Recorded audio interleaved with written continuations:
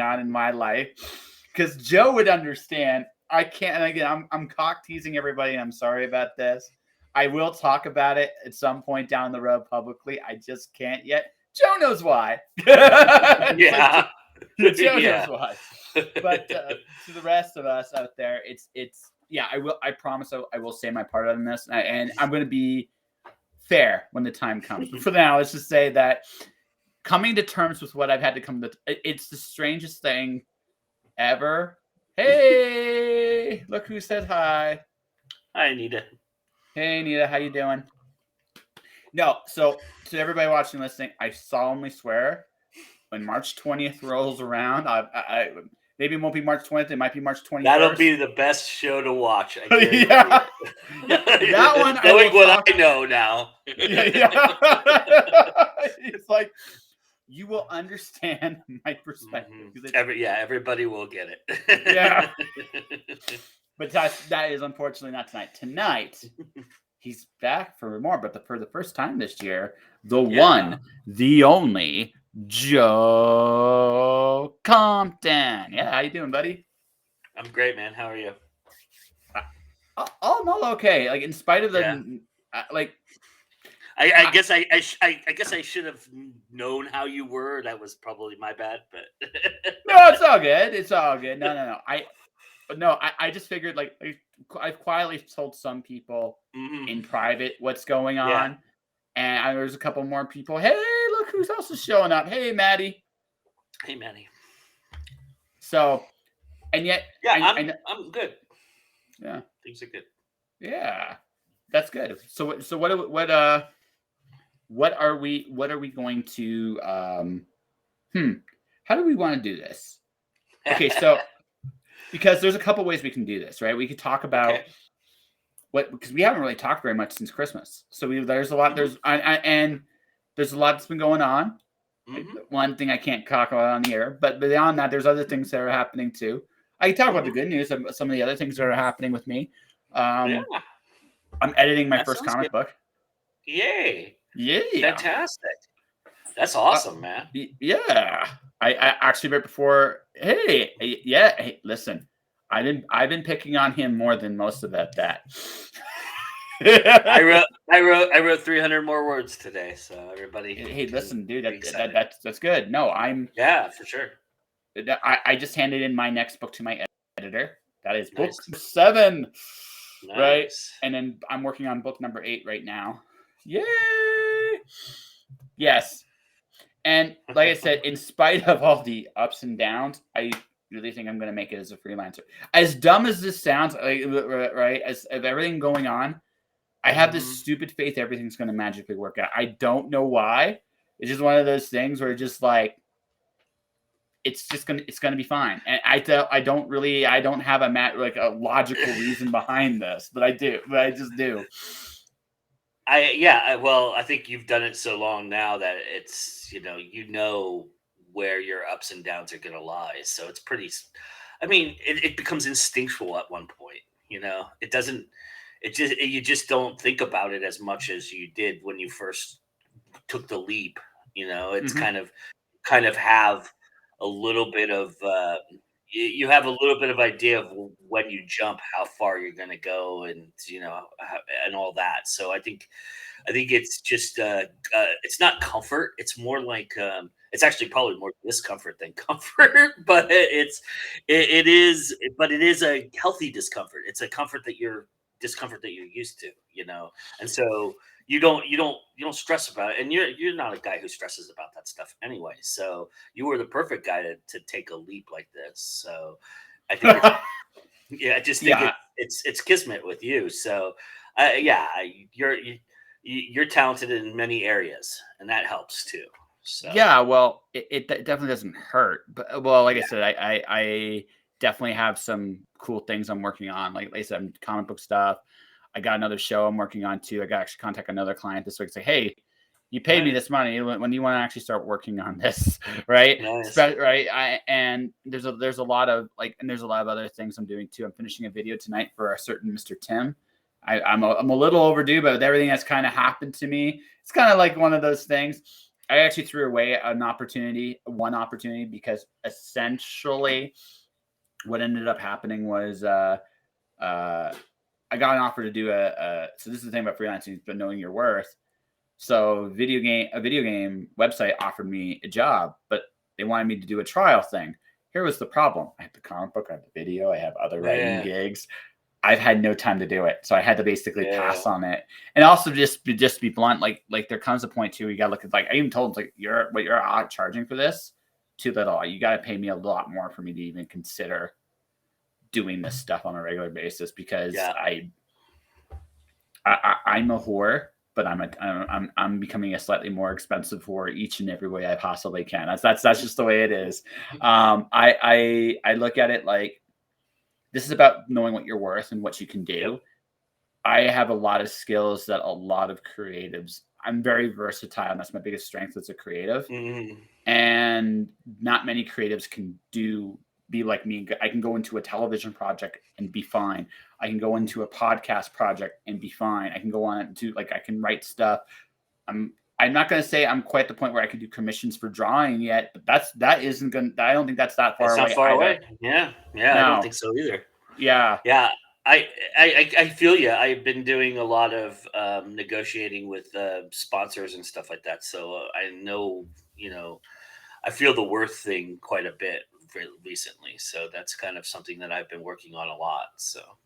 Well, yeah. Well, no, like, you literally can run a network. Like, you, like, in terms of what you do, like, you are, in one sense, I want to become more like you, in one sense, and that's this. You run so many shows and you've helped so many different people in, like, a platform, that you've got yourself a nice little bit, like a nice little niche, right? And monetizing it for yourself and everybody as part of your network is actually is a very, very realistic goal, I think, for you at this point in the ball game. It's now figuring out how to market your stuff together. And honestly, I have ideas.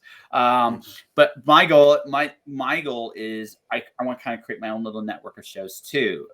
Just because, again, I'm not going to say I've done more variety than you, because I'd have no idea. But I know I can do a variety of different things. I can make every show different. And I think that's my real strength too, is I can look at something like I had Ronnie Fike on the show on last time I did the show. It was actually last night. It's gonna be a long week. I got like 6 interviews this week. But, I saw the schedule. Crazy. Yeah. All different times too, which is always fun. Well, yeah, that's part of the gig. Like, I'm the one that actually sacrifices the versatility. It's funny to me when I deal with. I can tell when someone doesn't want to do the show now, because if you ever look at my schedule, look, I just put out my podcast with a moth. They're in Finland. Do you know what their time zone differences are like there? Also, right? I talk to them. No problem. I've talked to people in India, Australia. Like, I will find a way to talk to you. Yeah. So if you don't want to do it, you're like, I think the time zone's too much of an issue. I had actually that excuse once this year, and I was like, you don't want to talk. I can respect that, but could you just have said no? Don't waste my time. Right. You know what I mean? Just don't waste my time. Yeah, I've done a show with all Australian and New Zealand authors before, and we've worked it out. We figured it out, and we got it around the timeline that I normally do stuff anyway. So it worked out. So. Like I said, you can find the time, you can find the ways to make these things happen. So I mean, for me, the goal at this point is, I don't necessarily want to do just writing shows. Here's the thing, like I at this point, I don't want to be the writing or creative specialist. I enjoy this show for that, and I have fun with that. But I'm doing a massage therapy show. I've done an immigration show. I have other ideas for a bunch of other different things I can do for people. But yeah, at this point, if I'm doing that for people, I am charging you for it, because the numbers speak for itself with me, and that's how I look at it, right? So, well, let me ask you this question. So, doing all these different varieties of things, is it you're going to put it under your umbrella, or are you just planning to do them for other places? At this point, it's going to be a bit of both. Like, what's going to happen? What's going to happen is I'm going to. Now, obviously, with my client with the immigration show, that was a different arrangement. Right. Also, it was kind of like a personal challenge. Could I do Right. a show that different? Yeah. Right. And I think I did it, all things considered, I did it pretty well. Hmm. So now it's like, okay, if I can do that kind of show, and I got, like I said, a massage therapy show, and it's kind of, we're not quite sure when we're really going to get rolling with that. There's some things in flux, but essentially we've already filmed the first couple of episodes, and we're just figuring out a regular film schedule for that will be the next goal. Hmm. But what's inevitably going to happen, what's inevitably going to happen with me is, I'm going to go be offering, okay, you want someone to come in and just produce your show, give it like the best angle, stuff like that. I can come in and do that for you. And I'll do that as a freelancer. If you want someone to do voiceover, someone to give you like direction of the show, cool. Would I put that all on my YouTube channel? Right. For as an example, maybe, right? Mm. Maybe. But also, I mean, I also believe in like scale. Like, for example, like the massage therapy, I'd want to build her market up too. Like, I wouldn't, like, for Yeah. me, the YouTube would be like, or my YouTube would be like my resume. You want to see Mhm. what I can do? This is what I can do with what I have. Right. Yeah. The rest is just pretty much, what like I build those channels up for people. I give some Hmm. strategies on how to actually get scaling, things of that nature. Like I said, I have ideas and some of the things that could be done, I think, to really, really help with some of the ways to build a brand, a show. Um, Yeah.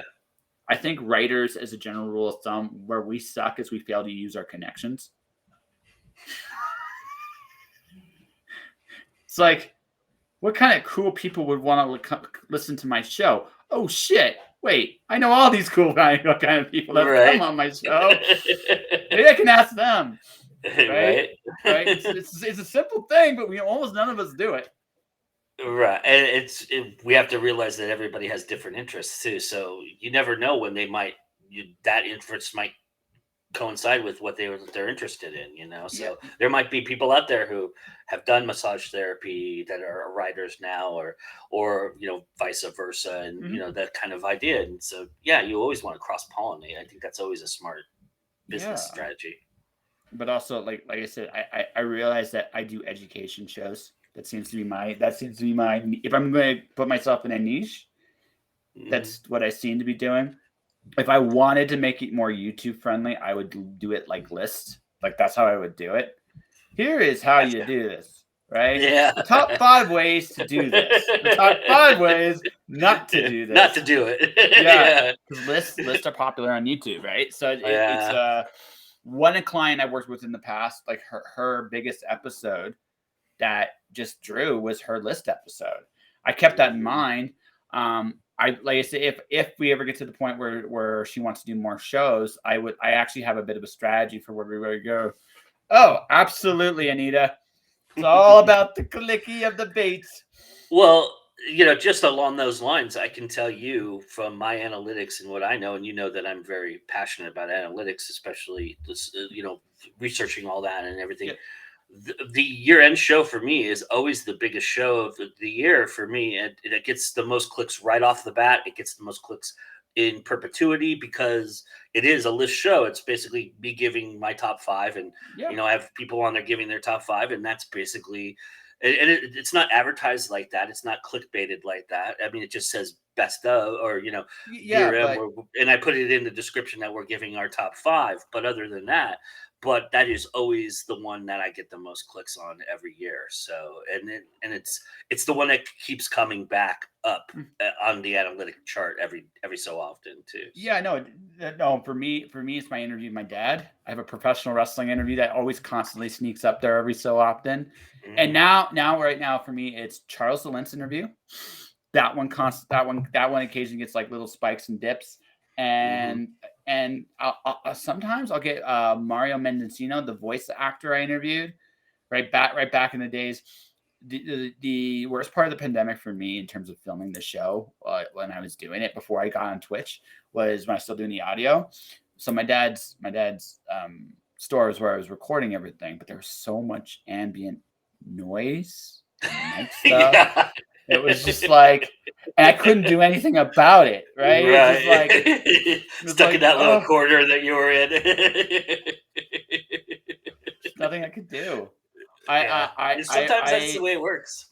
Yeah, no, like you got like you had like the ooh, nice. There you go. Congrats. That's pretty good. Yeah, that's Yeah, pretty good.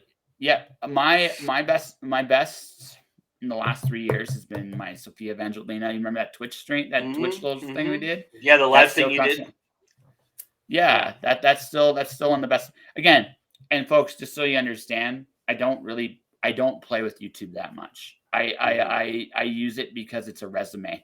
It's a giant. I can put all kinds of my videos there, and it's a giant resume of what I've done. Well, the thing that always drives me crazy, and I've spoken about this before about this, is the artists themselves don't promote their own stuff, and that you can tell when the artist is promoting it. Like I do enough promotion that I get my audience behind it, but you could tell when the artist doesn't give a shit and they just let it go, and you can tell when they do and when they're promoting. I mean, I had a slam dance interview that I just did, and the guy asked me if I could give him the raw footage so he could make extra clips so he could promote it that way, and he was going to do clips and stuff like that from it, and he hasn't done it yet, but that show that episode has more clicks on it just because they've been mentioning it, and your audience out there for people is an audience I can't touch because I don't know them. So, it's great that I can give you a new audience and expand your audience, but your audience needs to know too. Otherwise, why, it's like cutting your nose to spite your face a little bit. And that's kind of just a silly thing to do. It's one of those things. So Maddie's here, and we were talking about marketing, and it's like how sales were scarce. Like, it's not what marketing isn't really about sales. It's about relationships, right? And telling stories. Like it's still the same shit, right? It's still the same thing you always do. You just got to be willing. You just got to be willing to. Well, I can give you an exclusive right now if you want. You'll be the first broadcast that this is. I'm going to talk about this if you'd like. And it involves Miss Maddie. This Sunday, Miss Madeline Dale is hosting This Week in Indies. She's running the entire show. She's producing the show. She's hosting it. So look forward to that, everybody, because I think it's going to be an awesome show. And she's got a great topic and a great panel, and I think it's going to be fun. So I have all the confidence in the world in her, and I asked her to do it, and she said yes. So there you go. Congratulations, Maddie. First off, if you're listening here, congratulations. Second off, I'll watch the show. Oh, Joe is a great coach. Don't get me wrong. Joe is good at what he does. But I also know that, I know, see, Joe's got a master plan. This year, he wants to take, the thing is, and I know this has been your challenge, it's time. Yep. Time has been your killer because you can only do so much in a day. And you have to at this point, to get to where you want to go, you have to cede some control to your inmates running the asylum, and that's Anita and Maddie and JD Estrada, CL Cannon, Ron Lair, which so folks, you want to hear something else that's kind of exclusive? I'm going to be a guest on Ron's first show this Sunday. It's going to be fun. So I because Ron has been on my show, and to Ron's credit, he actually came on to be a guest on the Drink and Draw. Mostly I think to drink, but he did actually draw too. Wait, I can drink on your show? It's like, yeah, I don't care. It's like, I don't care. What the world? I don't know. Well, Josh isn't doing it justice because he has a master plan, and I wish I could talk. That's the thing I can't talk about right now. But Ron is going to do enough talking about it in the future. In fact, he'll be on Josh's show to talk about it in a little bit. But it's a fun concept. It's something that I'm real excited about for sure. Yeah, no, like the honest truth about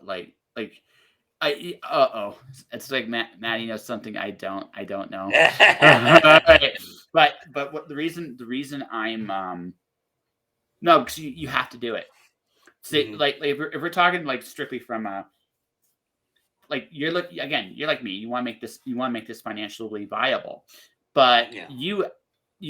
the advantage you have over me is this: you're more connected than I am in a lot of ways, especially with the indie community. I think connections overall, that might be dicey because again, in film you have way more connections than I do. In books, we actually probably have very close to the same, but in the realm of comic books, I have more.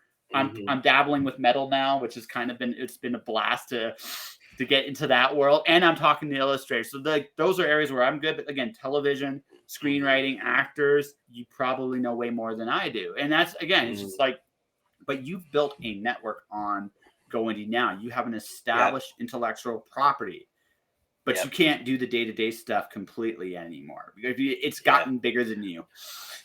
Yeah, in a lot of respects, you're absolutely right about that. And to get to that next level, it's got to be it's gonna be. I'm gonna need to depend on some people, and I'm really lucky in that respect to have people who believe in it and want to join me and do it. But it's still mainly mine, and I still have to figure that out, and that's kind of still my struggle, and do all the things that Here I have a fan of my books now begging for a third book right now, and it's like but that's just it, right? You have goals, and you much like me. Like I'm trying to balance everything out. I'm still figuring out the freelance pie because again. You know more than not. As stupid and crazy as it seems right now, I think by April I'm good.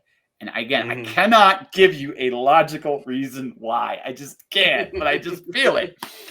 So, well, the thing I've always admired about you is that you've had over me is the time aspect. I mean, you can do the things that you're doing, like you're going to have an interview at 1 o'clock in the afternoon on a Wednesday. I can't do that. It would be tough for me to put that. I have done it and I've made it work, but it's never the ideal situation for me. I always feel like it's nervous time, and it doesn't always come out the way I like it to come out. So I like to control the environment when I'm doing these kind of things too. And because I do think that I've established there is a modicum of professionalism that goes along with what I do. So I want to keep that. And so the environment helps me do that. But if I'm not in control of the environment, that's a little tougher for me. I mean, I could do it, but then again, it's not your style, right? Yeah, it's not the way I want to do it.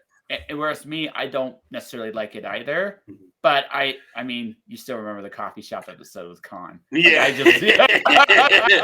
yeah, right. Yeah, you never would have thought to do that, right? You never would have thought. No. I would have stopped the recording probably moment one from that. Yeah, no, yeah. absolutely. Whereas me, it's like fuck it. It's like fuck it. And that's the thing. Everybody that listens to that actually pops. They don't listen necessarily to the whole thing, but they're like, why did he leave that in? Yeah. And then you're like, but it's kind of brilliant because it makes it realer somehow, right? Well, you want to know something funny? Speaking of figuring things out, I did an interview with David Cross because he did a movie. And people don't know who David Cross is. Go look him up, Mr. Show, one of the greatest sketch shows ever created on HBO. It was one of the first shows HBO put on. That was very crass and out avant-garde, and him and Bob Odenkirk did that. And then he did a movie which I thought was brilliant, and it was a drama movie, and where he played a real life person who was a butterfly expert. And this guy his wife died of cancer, and he went into the woods and just went on this spiritual journey. And David Cross played that gentleman and took that journey on. And I did the interview with him and the director, and I had to do it at a specific time. And with these guys, they have representation. So the PR person is on with us the entire time. His agent is in the background listening just to make sure I don't cross any lines. And in doing that, I had to do it at a specific time, and I had to be out at a specific time. Sometimes I get a lot more leeway because I know I have relationships with PR people. I can go past it, and they like me because I'm actually pretty punctual. I get out on time, but that allows me to go a little longer if I needed to with somebody else. But with him, I had to do it, and I had to be out. And during that broadcast, just like I was saying, I didn't have any control because I had to do it from a place I don't normally do it from. And my work phone rang during the broadcast. I can't turn that off because I was actually in the middle of asking a question when it rang. And he made a joke about it. He's like, he goes, "Hello, no, we do not validate parking." And so I had a just joshing moment. And so what I did is I put that at the end of the episode, and nobody ever commented on it. But I thought that was my that was my joshing moment right there. I took it and I actually kept it in there. So if anyone wants to listen to my old audio episodes, you will hear waitresses taking orders. You will hear no, like I leave it all in. And the reason, and again, it was just because it's different, right?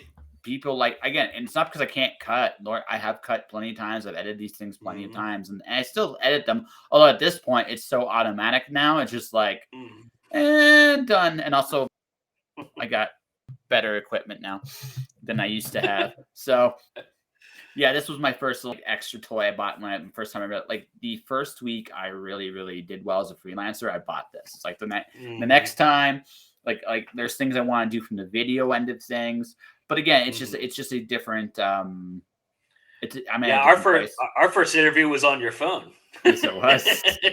I've been graduating so much while we were drinking in a bar that was right. where people were playing pool. Yes. But again, it's also the conscious decision of what kind of show you're going to be.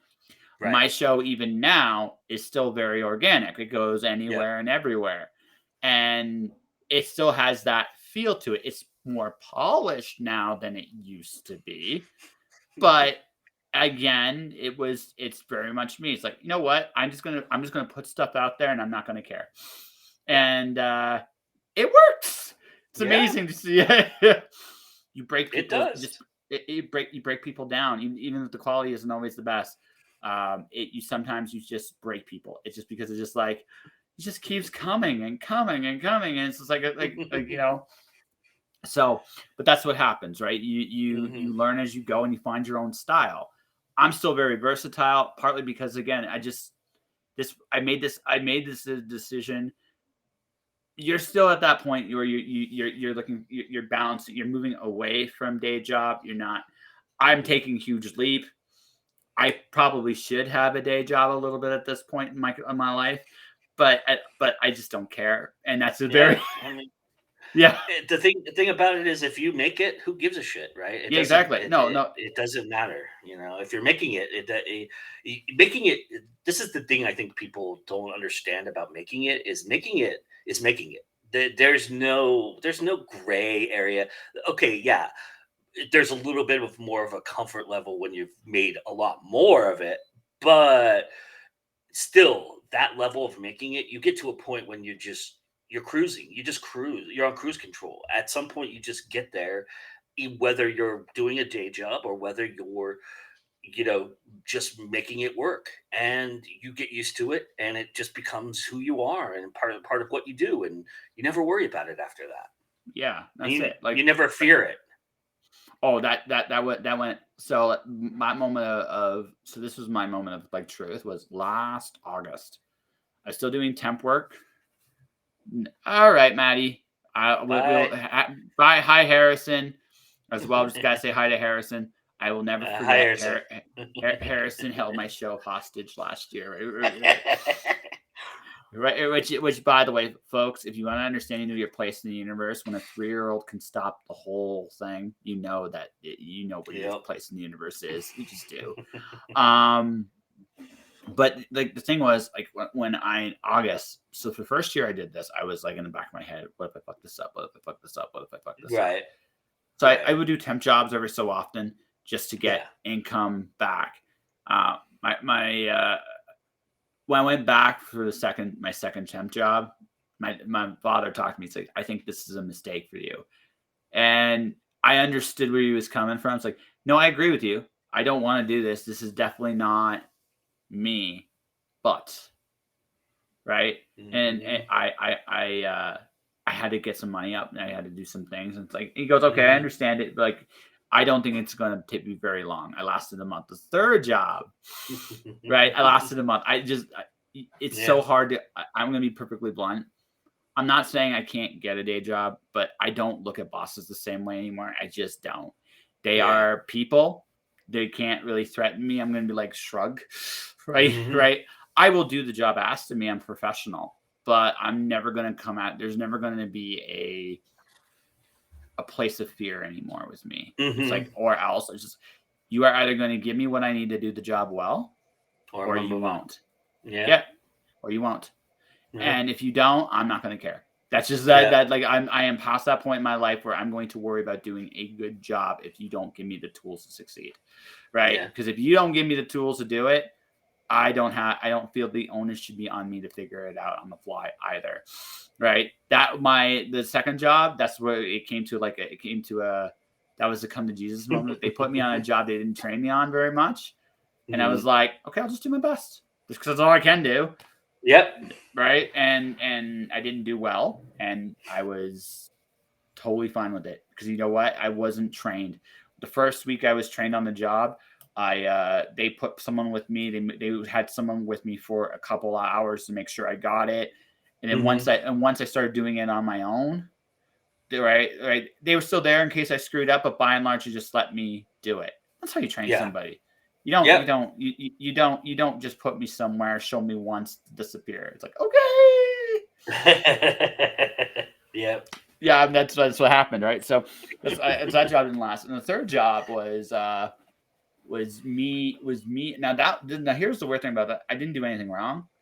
I just got fired. They just let me go after 2 days, and it was really really weird.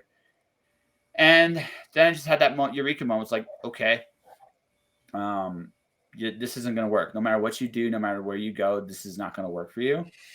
Yeah. Right. Right. And, and, Yeah. and you just know it. You just know it deep down Yeah. inside, like it's just not going to work. So you're going to have to go forward with what you've already been doing and just trust it's going to work out. So when I made that decision, that first week, I made more money in that first week than I ever did working for my day job at Pure Later. Right. I like one first week is like, okay, Mhm. it's meant to be. Now, didn't I struggled for like a month? The next month was a Yeah. struggle, but I didn't care. Yeah. I realized something very, very important about this, and that's if you're going to do this, you gotta be willing to just show up and do the work each and every day. Mhm. That's it. There's no other magic secret to this. Show up, do the work.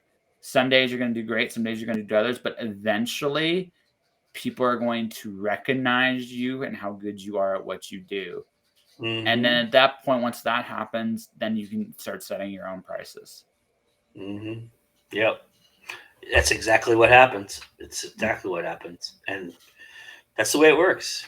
But everybody has ups and down struggles. Even I, who has a comfortable day job that I've had for a very long time, I have up and down struggles. Sure. It just things happen, and you, something happens and changes the whole perspective on it, and you just you have to. That's life. That's just. Yeah. That's how I look at it. It's life. You just roll with it. You got to go with it sometimes. Yes. And that's kind of what like I said, that's the whole thing when you're a freelancer, you just realize I love it. And I mean there are Hmm. days I'm like, okay, like right this minute it'd be like, oh shit, now what? But at the same time, at the same moment, Hmm. it's like um It's one of those moments when you go on Amazon and go, "Oh, I would love to have that right now, but I can't afford it." So, yes. Well, I'm gonna put that in my wish list and hope, and then put it out there in the universe, and then I'll get it. I actually just made a point of just asking, like for work. This was happening through Yeah. February. This was weird. Like I got it. Yeah, that's the way to do. Yeah. Yeah, no, I'm That's gonna do it again actually this week. I'm just gonna see what happens because I mean I just realized like I have a lot. Again, the more I do this, the more I realize I have more skills that a lot of. Yeah, I'm gonna sound like a really egotistical son of a bitch, but I have a lot of skills a lot of Mhm. creatives just don't have. Yeah. So the fact that I can write my own stuff, create my own stuff, and be comfortable enough to talk about it puts me in a surprisingly rare category. I didn't Yeah. realize how rare this was until I started doing more of like working for a corporate company. I just realized like, wow, this is actually a very rare skill. Yeah. It is, and to stay there and sustain it is an even rarer skill these days. So it's kind of interesting. But for me, the one thing I will say about the aspect of what I'm going through at this moment with my sponsorships and everything, and getting to that next level, is the realization that that I've always had. And I've been going through personal stuff, as you know, for the last year and a half. So a lot of that got in my way and got in my head, and kind of fogged up things a little bit. But so I'm a little behind from where I wanted to be at this time, at this moment. But that, again, that's life. You got to deal with it. You roll with the punches. You move on and you go forward. So now that I'm kind of freed my mind of that and kind of helped myself get, I'm still working on it, but I'm much better now than I was probably the last time I talked to you. But what I've always realized is that nobody's going to hand you anything. Nobody's going to give you the keys to the kingdom. You've got to fucking knock on the door a thousand times and say, "Give me the fucking keys, you fucking cocksucker," and to take from the usual suspects there. But hand me the keys, and see what I can do with that. And that's the approach I've always had, and I kind of lost that. And now that I'm out there doing what I'm doing, I'm moving that forward again. And you can, when you do that, opportunities, other doors open. It's like it's this weird thing that we don't ever see. It's not tangible. It's not something you can teach. It's just happened.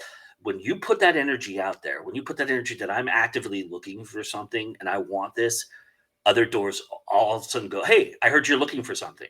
Hey, I've got this thing. Can I sponsor your show? Can I do this? Can I host this? It just happens, and that energy just Mhm. spreads." Yeah, no, it does, and it's something that something I've learned very much in the last little bit. Is just like, okay, Mhm, I need to ask for more shit. It's just the way it is. Like, I just need to ask a mhm, little bit more, because that's the one thing I don't do well. Is like, if I do struggle, I mean, I'm not above asking for help, but at the same time, I don't go necessarily out of my way to do it either. And I'm mhm. like, you know what? I'm You and doing I this. are So very you and I are very similar in that respect. Yeah, yeah, I will grin and bear it. I will wear it. I will hold on to it because I to a just feel point. like nobody else can.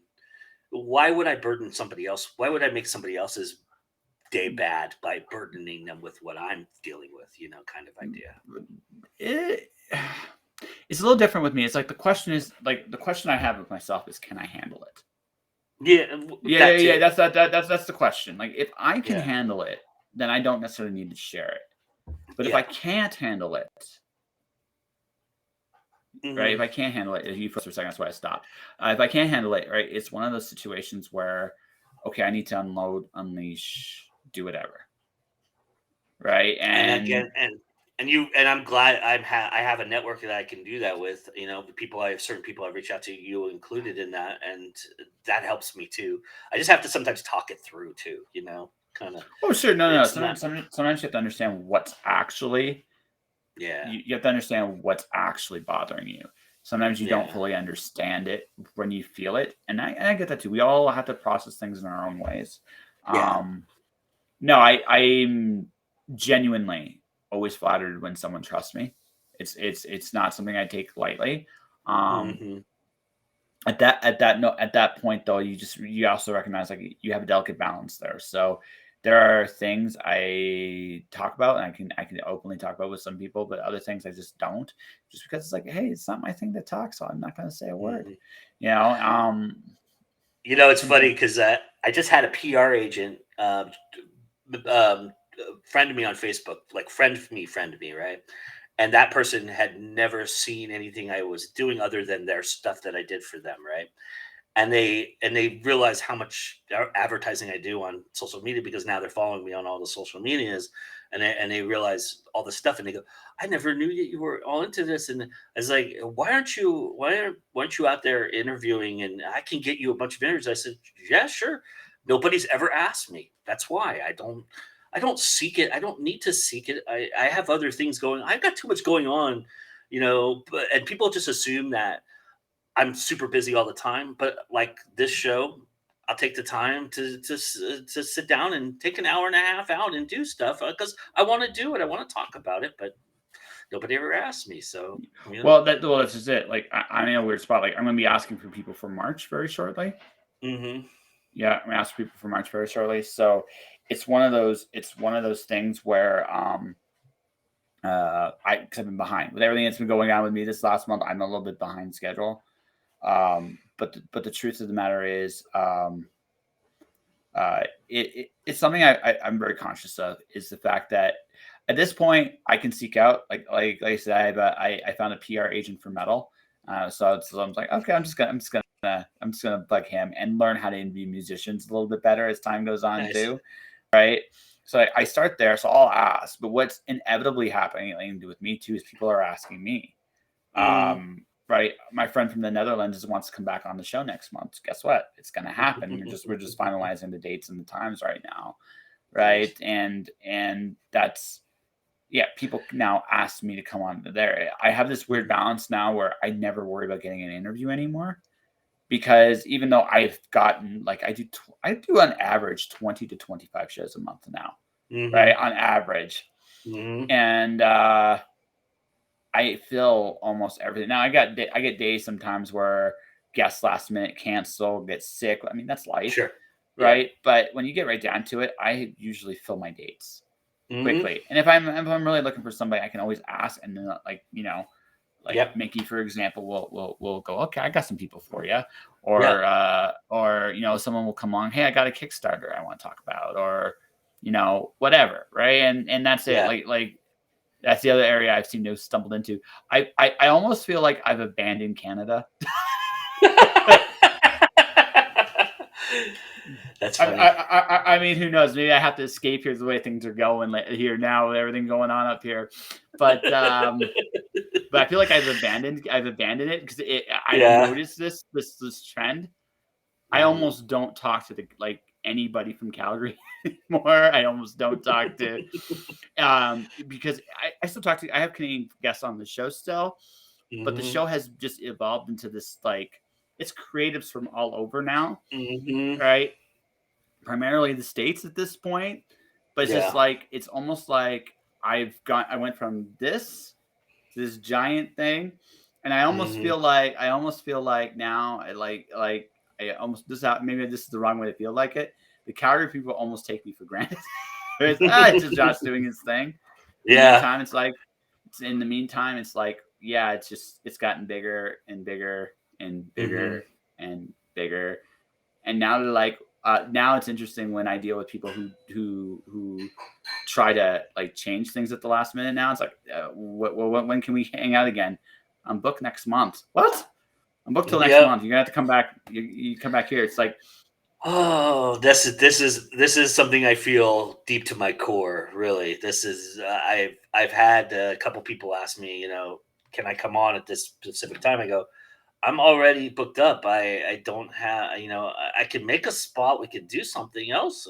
We can figure something else out. But I can't put you on the show you want to be on right now because I've got it all booked up, and it happens. And if as far as Canadians go, if it wasn't for you, Anita, and Ricky, I wouldn't have any Canadians. So I'm very grateful for that too. I think they have a. I think we've had this. Yeah, see, I mean, it's yeah, crazy right now, and I think we've had this conversation before. Your friends, our friends, our mutual friends in Canada don't know how to promote themselves. Quite mm, honestly, they don't put enough faith in themselves to come and do the things that we do, and to be with us. And so, look, I gotta move on. I got things. I would love to have anybody. All of my friends out there. I would love to have you on as much as you want to be on, but you got to jump at the chance. I can't just sit and wait for you to make up your mind. And that's just the way it's working right now. I have a core group of people that want to do this, and they'll do it, and I don't have a problem with that. I don't have a problem with people coming on every week or whatever. It's yeah. not. That's not. That's what works. So hey, I'm good. No, it just like that's just what seems to happen, right? Yeah. Is I noticed this is I'll still occasionally get a Canadian guest here and there Mm-hmm. from that group, but one that it has become a very rare thing, right? And it's just like, how did this happen, right? Well, I do a specific show for When Words Collide every year now, and because it's been online the last year, and everybody and the people I've asked have always said yes. So I think they just want to be asked a little bit more. I don't have that luxury right now to do that. So it's just the Yes. way it works. Yeah, no, you do. Like, no, absolutely. No, yeah, this is absolutely the truth. Like I have, okay, I am not going to name names here. He was one of my earliest guests on the show. I would love to have him back, right? It hasn't occurred. He's looking for promo stuff right now. It's never occurred to him to ask me. I have been around. I've done over 700 of these. Not once has he thought, just ask me. And like we'd figure it out, and I'd put you on the show at some point, and we would work it. And by the way, to my Canadian listeners out there, if you are the authors I'm talking about, just put yourself out there and ask. You'd be surprised. You'd be surprised. Yeah, I'm always open. Like I said, like people have asked me, and we've been booked, and I said, well, let's work something out with this. Maybe I could do this for you. We could do this show. We could do this thing. And, either they respond or don't respond, but I can't, that's all I can do. I can't bring a horse to water and make them drink, Can't make them drink. You just can't. Like, they either are going to do it or they're not. But no, it's just the truth. Like I've noticed this little trend and pattern, and it's just like, okay, somehow I'm no longer the Canadian podcaster. Now I'm just the podcaster that interviews anybody. And it's like, it's a cool evolutionary spot. When Words Collide actually goes back to being a regular show again, which won't be this year. It's still not going to be this year. So I don't know if I'm going to do it at all this year. I'm I noticed you were absent from the schedule. and I'm probably going to stay that way. It's not the same show. Yeah, I'm just doing the one show on the Friday night, and that I've been doing for the past 3 years. So yeah, I'm a lot less involved this year than I had been in the last previous years. But I felt the burnout last year. I felt it like tenfold, and it was like, I was like, I'll be volunteer if you want, and nobody responded. So I was like, all right, yeah, that's the way it goes. I think everybody's just tired of this. Well, that's like, okay, we won't get into Canada too much right now. We're in a strange spot. We're in a strange spot. And it might get stranger before it's all said and done. It seems like it's headed that way for sure. Yep. Anyway, we won't go into detail for that tonight. I have lots of thoughts, but I don't have enough booze for them, so we'll just leave it for another day. But what I will say is, the United States is going to be opened up probably by, I'd say, April at the absolute latest everywhere. Right. The only debate is going to be international travel at this point, and there's an argument for it. I'm not going to say there isn't. But Britain's opening up this week, so Britain, next week. Sweden, Switzerland, Norway, Iceland, like everywhere, like Ireland, all the like the countries. There's a bunch of them I'm missing, but there's even Israel's opening up. And if you look at the numbers there, you're like, okay, but no, that's but the reality of the situation is you there's a point you have to live with things. And and we've come to that point. So now it's about seeing where it all goes from here and how we're going to choose to go. Like we've dropped the Vax Pass here in Alberta. That's dropped. The master disappear forever March 1st, although I'm not going to lie, there's a lot of people that aren't really following it quite as harshly as they did prior, because again, they're going, and you get the sense like these mandates are coming back, these lockdowns aren't coming back. Other problems might be coming here. Again, we won't go too deep into that, but those things are going to be done. So like there's going to be there's going to be a desire, a big desire to have everybody go out and do things again. Mhm. And as a result, like I don't think online con I do think there's a place for online cons, but I think Mhm. this year they're going to get hammered Mhm. hard because no one's going to want to do them. Yeah, because half of the cons are actually in person. So I mean, I don't know of any con that's doing not doing doing a full online other than Park City right did that is going to not do like a hybrid model where they're going to have some kind of in person thing going on. Yeah. It's just headed that way again because we're in the summertime now and people have whatever. I don't want to get into the politics and the aspects of mm, what we're experiencing, but it's just one of those things where it's like everybody is preparing to be as normal as humanly possible with precaution. With you can still that's the thing we've learned we could do it with precaution and it still be successful. Well, So I actually think even the precautions are going to fade away a lot too because let's be honest. yeah, Let's be but honest.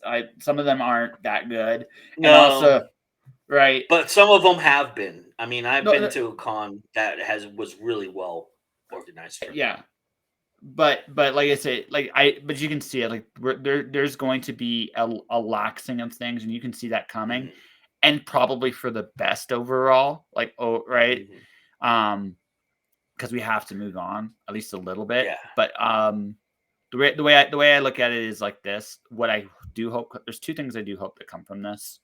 That right, sick Okay. days. Sick days are a lot more respected across the board. Like Hmm. a lot of the reason like a lot of the reasons sometimes these things like most of us wouldn't go to work sick Yeah. if we were guaranteed to be paid to stay home. That's Yeah. why a lot of us go stay right. Like Right. I'm hoping that that standard stays. Yeah. Um, right. That's the biggest one.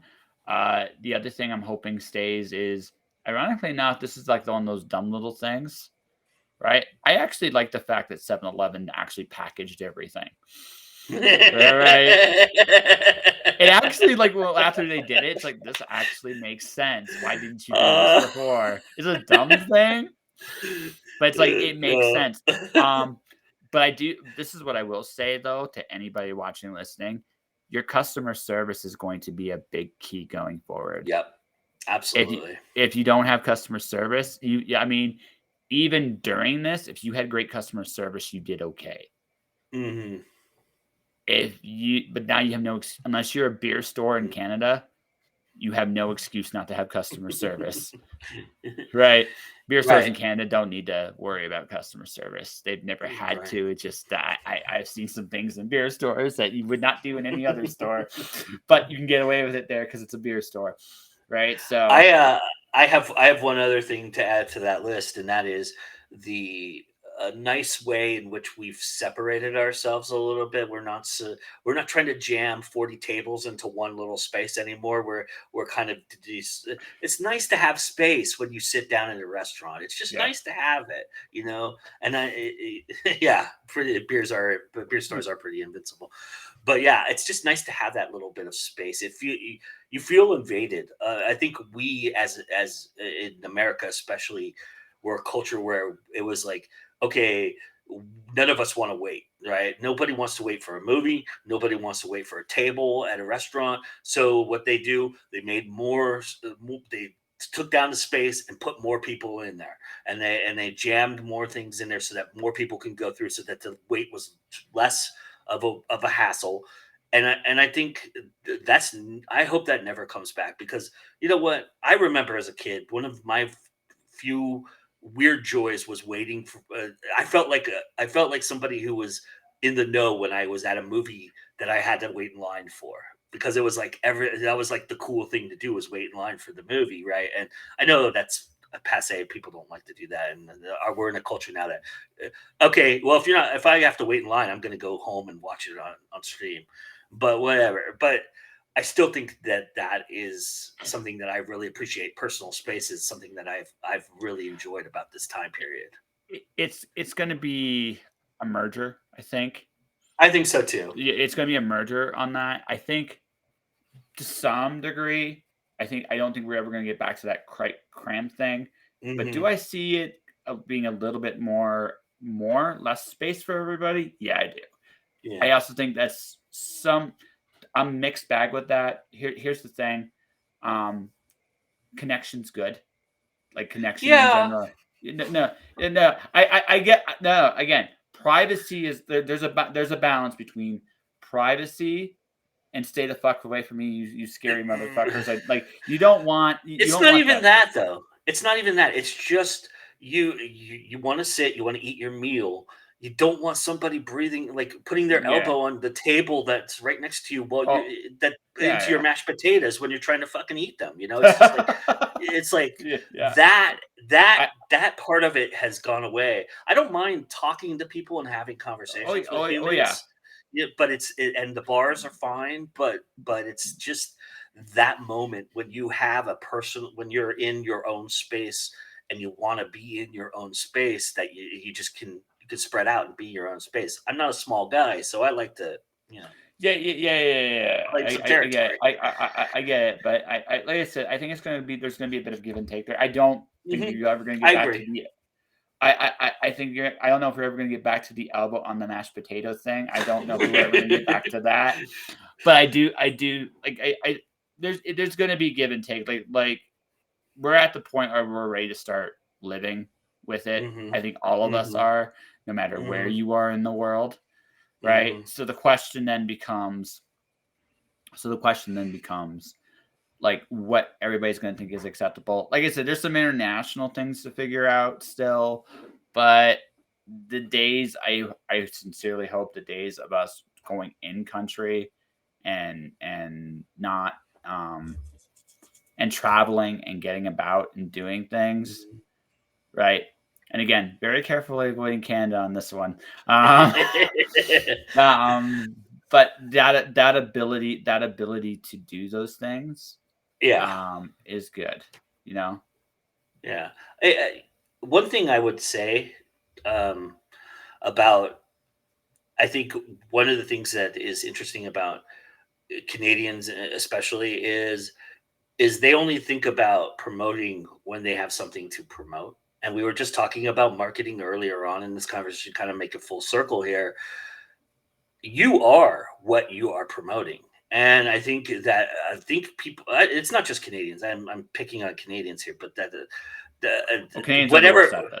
well, Yeah. yeah, whenever I get them on my show, it's because they ask me to be on because they're promoting something.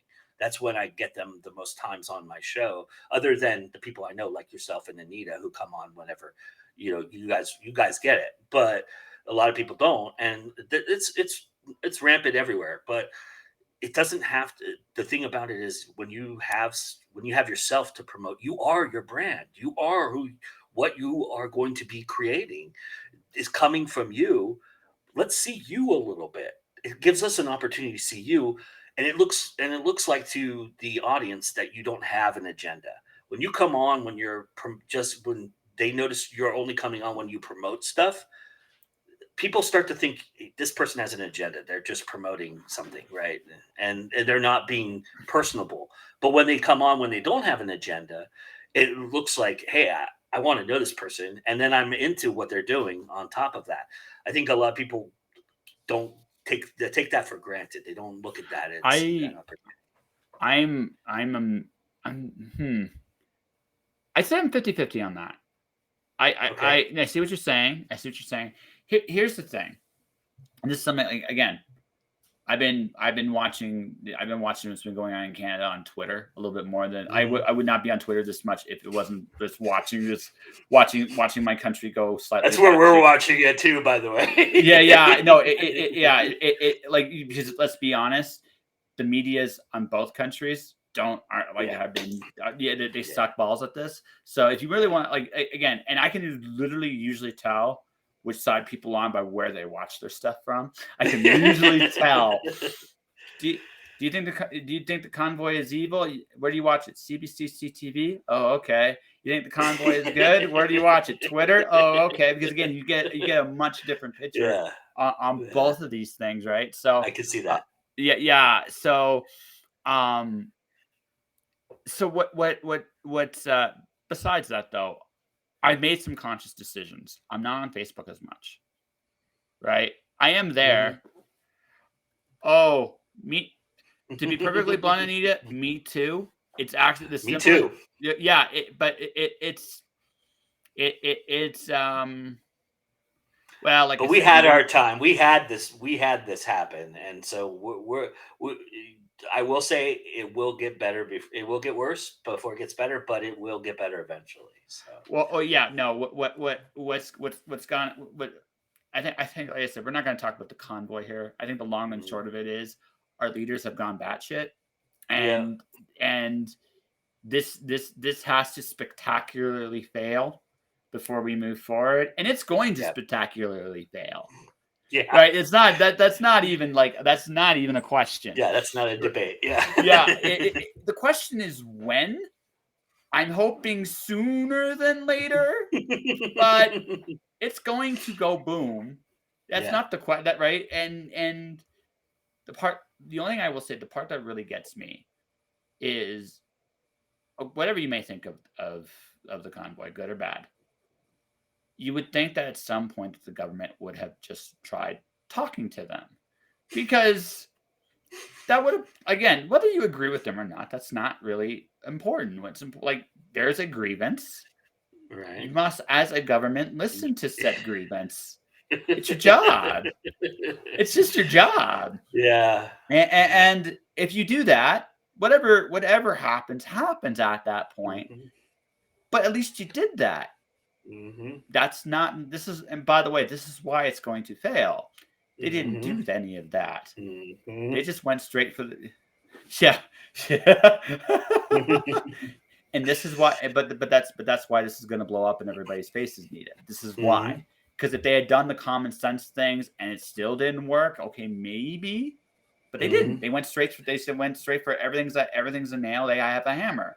So when the Yep. hammer breaks, inevitably it will break, right? Yeah. Then what's going to end up happening is, like I said, sooner or later, that government we have in office will not be in office. Yeah. Happen one way or the other. The question now is, how does it end? Right? Yeah. That's really the only question. And will I have to escape Canada before it ends? That's the other part about it. But you were saying And the 50-50 thing? yeah, the 50-50 thing is, going back to that, is I get the idea, like, advertising, there's a question of time with advertising. Yes, coming on the show, like I said, I do come on your show, but I also make a conscious point not to come on every week. I come on usually every Sure. quarter. And the Sure. reason, there's a couple reasons for that. One, hmm I never want to quite feel like I'm part of the furniture. That isn't to say, that, Anita, there's value in being there every week. This is about what you feel comfortable doing. Right. But you have to look at it like, my choices on this is whether I have something or not. I go out there, I'm visible, but I'm not, and also because I'm doing so much of my own shit, right? Right. I'm visible. Being visible on other platforms is a great idea, and I have no Right. problem helping out people going onto these platforms. Like, I'm going with Ron. Basically, I mean, not really to promote much. I'll mention Alice, but but that's an old project, quote unquote. This an hmm old project. It's nothing new or recent or anything like that. Right. So the whole thing is, the whole thing about this is, so where is my time most valuable and what serves me? I have to Sure. create stuff. So Sure. I get why some creatives only come out to promote, because I get it too. yeah. But it doesn't. It's again, it's just an hour of your time. Most of these things are. It's typically. Absolutely. But it also depends on who the creative is too, because True. there is a lot of, True. case in point. Introverts, and Well, things yeah, like it that. depends on your creative, like the introverted Yeah. aspect of it, but also, and I recognize this when I'm interviewing people like Kelly Armstrong, Brandon Sanderson, people like that. They only legitimately have so much time to Yeah. do promo. They just True. Very right. true. So you gotta you again. So for everybody, there's a different, and now again, no one Oh, absolutely. But there are ways to promote and engage. And this is where me throwing like coming on shows like this, I'll talk to anybody and I'll have a great time doing it, and I love that. But what I'm basically saying, like, there are times where I only see people once a year because I realize that they are doing so many other things, and I have to respect that. There are some people I see regularly, and that's also great. I like that. I like having a regular group of people I talk to. There's value in that as well. What every author or creative has to think about, though, is what serves you. Yeah. And right, and there's only so if I'm doing, say, 20% of my time is advertising, 40% of my time is creating, and another 40% is the maintenance of business and own self promotion. I think that's a good balance, right?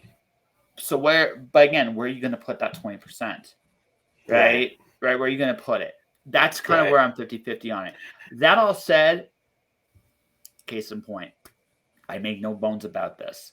One of the people I've been trying to get on the show is the musician Lights. I've been trying and trying and trying, and eventually I'm going to get her to cave at some point in the future. She's like, okay, fine, but do it once. Will you leave me alone? Yes. Yeah.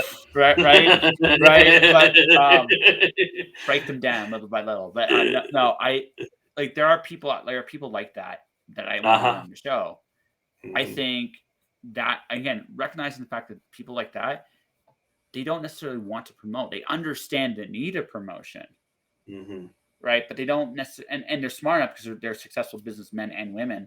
It's not like I said, other people on my to get list, by the way, folks. Brandon Sanderson, yes. Stephen King, yes. Right. I have no fucks to give. I'm going to get them all at some point in the future. They are all going to come on this show and they're like, holy shit, why am I here? Jim Butcher's on that list. Pat Rothfuss is on that list. Geez, N.K. Jemison's on. It doesn't matter. I'm going to get them. They will all come to the show. But there's I'm on my 15th email with Jello Biafra at this point. So yes, I know what you're talking about. Yeah. Well, sometimes it's just, and again, just recognizing their time stuff, right? They all have time commitments, complaints, and all that stuff. So again, I'm not an asshole about it. I'm not. If I get a no, right? The only time I'm an asshole with a gas, I've done this twice last year. I had to do it twice. One of them's no longer my Facebook friend. I guess I made him mad, right? But a half hour before the show, and this is where I hate. So a half hour before the show, they're going to go to me and say, okay, listen, I can only be on the show for a half hour. Not prior, when we make the arrangement to calm the conversation, right? But like right before the show. I'm like, dude, I've shown you my shows. They average an hour. Why are you telling me this now? You could have told me this, right? You could have told me this at the start. If you told me this at the start, cool, right? And if you listen to my heavy metal shows, they are shorter interviews. That's also because I'm not used to interviewing musicians. I'm starting to get into it. I'm learning that, right? So I'm learning that aspect of it. But even so, I mean, you do get cool bonuses. Like, for example, like in my recent release, folks, you can actually listen to one of their actual songs. They actually sent it to me. Yeah, use it. Go nuts. All right. So it's like, cool. So you get a free, so there are other perks to that kind of show. Sure. But by and large, I'm expecting you to be here an hour. And after that, if we go to, longer than that, great. If we go exactly an hour, I'm good with it. Right? That's my magic number. Well, he wouldn't have anything to do with that. I had another guest, same thing. It's like, okay, I'll tell you what, I'll go get somebody else. Don't worry about it. If I know in one case, I'm sure one of them I know took that little shot to the ego when they did that, but it's like, listen, if you don't want to do it, I'm good with it. I really am. But at the same time, if you say yes, I'm assuming you've seen the show. This is what we're going to do. Come do it. When we're done, you never have to come back if you don't like it. So, I have a 3-strike policy basically myself, and that is, okay, if you have a legitimate reason for not being there, I get people got to know I get cancellations the morning of, I get cancellations the day before, and if you have a legitimate reason, that's fine. I that's totally good, but and if I know you, it's fine too. But if you're doing it, habitually and perpetually, I give you 3 chances to do that. And after the third one, if I see you on the list, I take you off.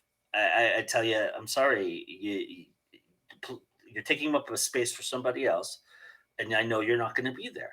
And you haven't made the commitment yet. So you have to show me that you're going to make the commitment. I'll let you on the one show you signed up for, and if you don't show up for that commitment, I'm taking you off the entire list. And that's just the way it is. So if you sign Mhm. up for more than one thing and you strike out, there's nothing I can do for you. I don't have the time for that. I have other people who want to be on the show. Like I said, I have people mad at me right now, people who've unfriended me because they couldn't get on when they wanted to get on. And I'm like, well, let's do something else. They're like, no, I want to be on this. I'm like, I can't help you. It's not something I can do. And and I've yeah, had that too. Yeah, oh no, we feel I've it. had like I said, there is an interview. I'm not going to tell you what episode it is. Right, I'll give you a hint. It's a Star Trek alumnus. That's the only thing I'm going to tell you. I'm not going to name names. That interview is a freaking gong show. It's up there.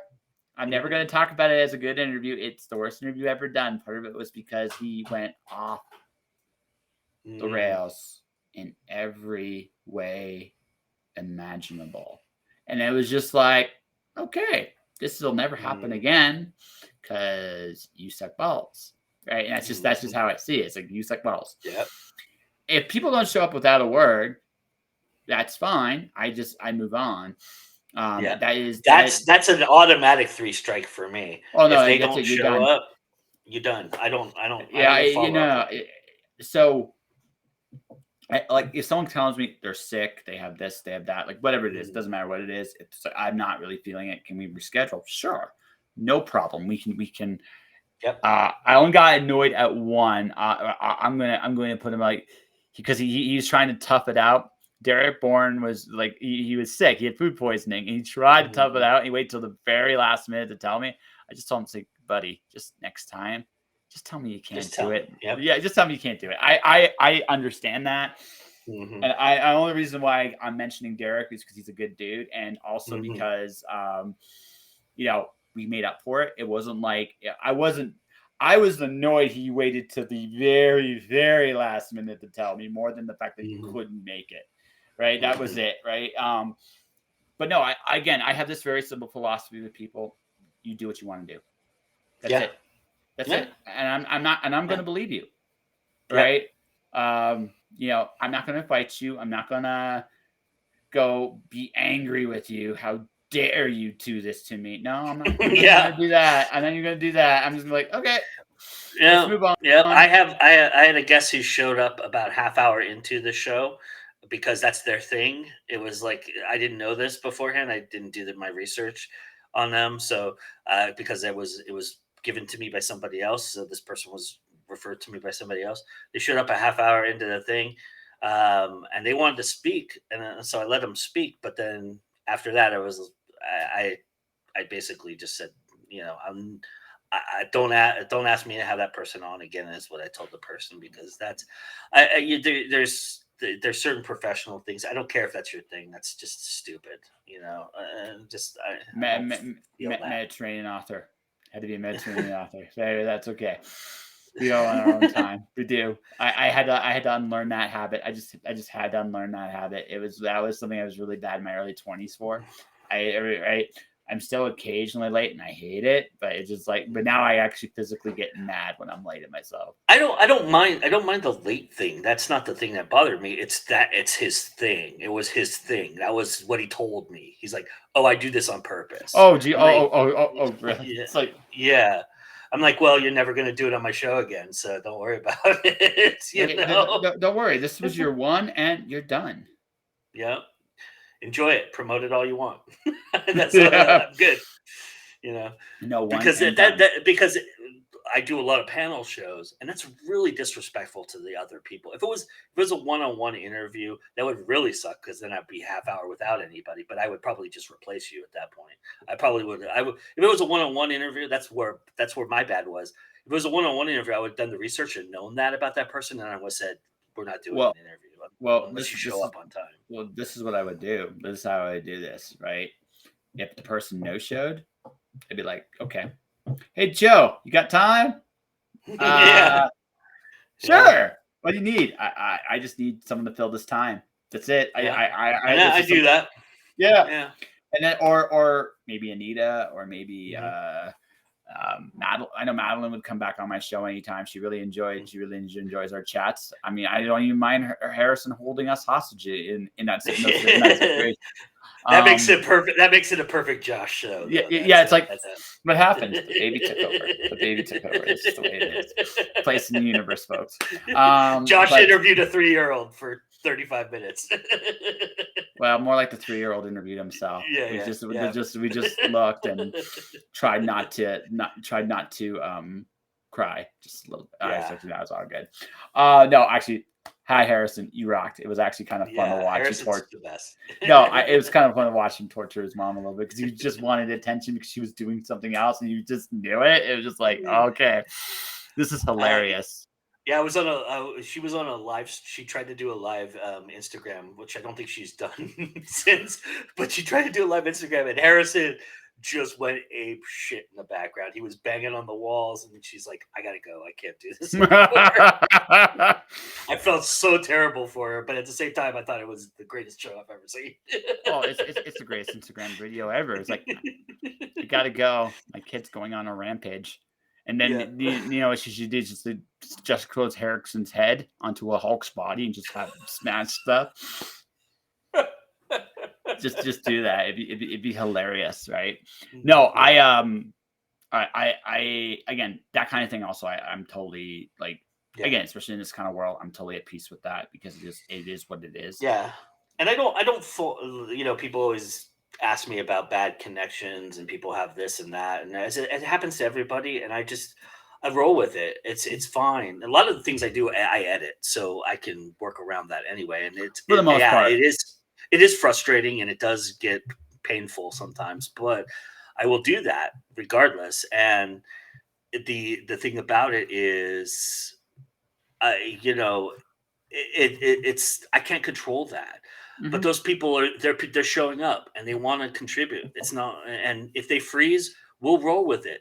Go out, come back in. I'll give you as many chances as you want to get back into this thing if you're going to contribute. And I don't really care about your internet or if there's buzzing or whatever. I will say something, and I'll try to control that, but it's a lot of times it's out of my control. So we'll just roll with it. Through it. Back in the days of, oh my God, I can't remember what it was. Oh, Skype. Back in the Skype days. Oh my God. I hated that fucking program. Oh my God. No, I did too, but it ate my interviews. That fucking program ate like 3 of my interviews. So I had Liana Kersner on the show with somebody, and I had a Skype recorder because Skype did not let you record your shit. Yeah, so you got this like little app that worked. Yeah, you had to do a little. You had to do a little fun stuff there. Well, no. So this is what happened. We had a great 1 hour and like 45-minute interview that the file corrupted. Oh man, I was so choked. I was so choked up about it. Oh, dude. Yeah. I had a similar thing. I had an actor friend of mine who's a dear friend of mine. And he was promoting this great movie he was in. He was doing it. We had to do the interview 4 fucking times because his internet was bad the first couple times. Then we finally got good internet, and it wasn't a Skype. It was I think it was Google, whatever Google had that. Google Hangouts. It was their Hangout program. Yeah. And so we did that that was what I was on before StreamYard, and we did that, and it was perfect. But then I was watching the recording and there was no sound. I don't know what happened. It just died. But there was sound when we were talking, but there was no sound on the recording. So I had to re-record it again. And I ended up splicing all 4 of the interviews together because he didn't have enough time to do more interviews and stuff like that. That was painful. And I felt so bad about that. That happened in my time with another guest. right before our interview, a half hour, the power went out. I hit the wrong switch and set up. It's like, oh crap. It was the most snake bitten interview I've ever done. He hasn't Oh been on the man. show. Well, he hasn't been on the show since. He was, and from his perspective, this is his perspective. He went out of his way for me, which he did. Okay. Mhm. Things just went to complete garbage. So he wouldn't promote Mhm. the interview either. So it was just a very, like, from my end, it was just like, there was nothing I could do. There's Mhm. literally nothing I could do. On Mhm. his end, it's like, well, you should do this. Like, you do this enough times. Eventually, it goes to complete shit on your end too. And when that happens, we'll see how you feel about that. But that's it, right? And but Yeah. you accept that. Like, that's just part of the deal. Yeah. And folks, like, if you're listening to us, basically, here's what we're saying. We've had every possible kind of gong show. Fingers crossed. I don't want any. Yeah. I haven't imagined yet. I've done a lot of these, but don't I've put done that a out lot in the of universe. Yeah, I've done a lot of these. We'll Yeah. just say that. Okay, I've done a Yeah, lot of yeah. these. So I really don't Yeah, between care. the two of us, we probably interviewed about 1,000 people. Probably even more than that. Oh, dude. Like, if we're gonna be actually probably more like a couple thousand people. When you get Yeah, right down probably. to it, look at Yeah. where my episode number is, Joe. It's at 733. Yeah. Yeah. Yeah. I'm not gonna be at quite 1,000 by the end of this year, but I'm gonna be Mhm. close.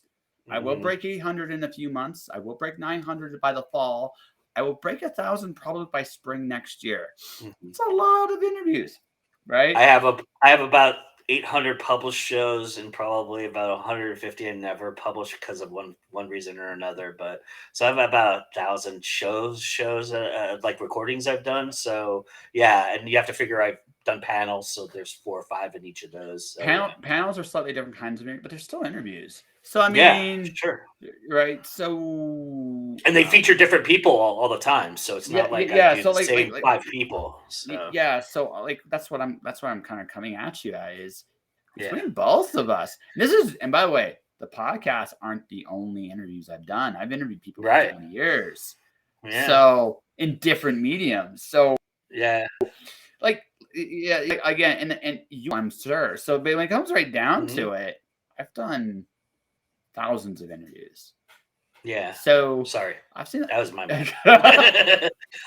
It's math. I'm sorry. Math yeah. happens. Yeah, no, it's all good. So have you. So we've seen Mhm. a lot of stupid shit on our shows, folks, and that's kind of the Mhm. point. You will see more because inevitably we Mhm. will, and some of it we're gonna be Mhm. like, how, right? It's like, but that's neither Or here. what the fuck do I do now? You're right. Oh, this is new. No, I don't. I don't. No. I don't even do that anymore. It's just Yeah. like, what the fuck? What do I do now? This It's is like, no, new. no, this is new. What do I do? I asked that question. It's like, Yeah. huh? No, And then actually, I first do off, it. Then I figure it out. Right. yeah, then I try to figure it out. And if I can't, this is the thing. If Huh? I can't, I shrug because there's nothing I can Yeah. do about it. And if I Yeah. can, wonderbar, right? Yeah. And eventually, but either way, I learned from that experience. Mhm. So, barring a few more of those, I've done a lot of these. And here's what I'm going to say to everybody out there: just show the fuck up. Yeah. That's it. Just show up. That's it. It's not. Please. Again, the older I get, the more I feel as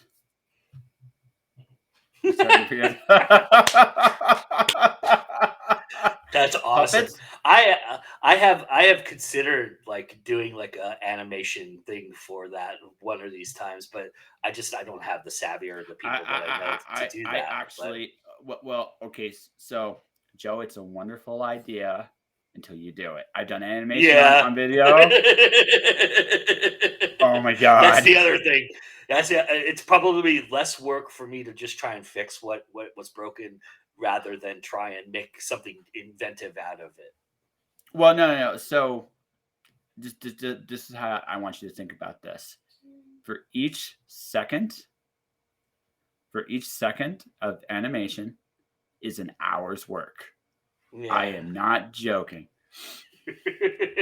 So I want you to think about this when you look at your Yeah. cartoons that go a half hour. Yeah. That's why you have that many people working on a show. Yeah. 1 Sure. second, Makes sense. Yeah, and second an hour. So Yeah. I want you guys to think about that and then cry a little bit. I did a commercial for a client. I can't talk Mhm. about it, but the first 3 seconds was an animated thing. That was a crash course, let me tell you. I didn't have to draw anything, and it was the good news. So me and my client, like the client I was working with, was working with me, and we Mhm. spent, I think, 3 hours on 3 seconds. It was just like Jesus. the rest of the commercial was done. Three Mhm. hours, 3 seconds.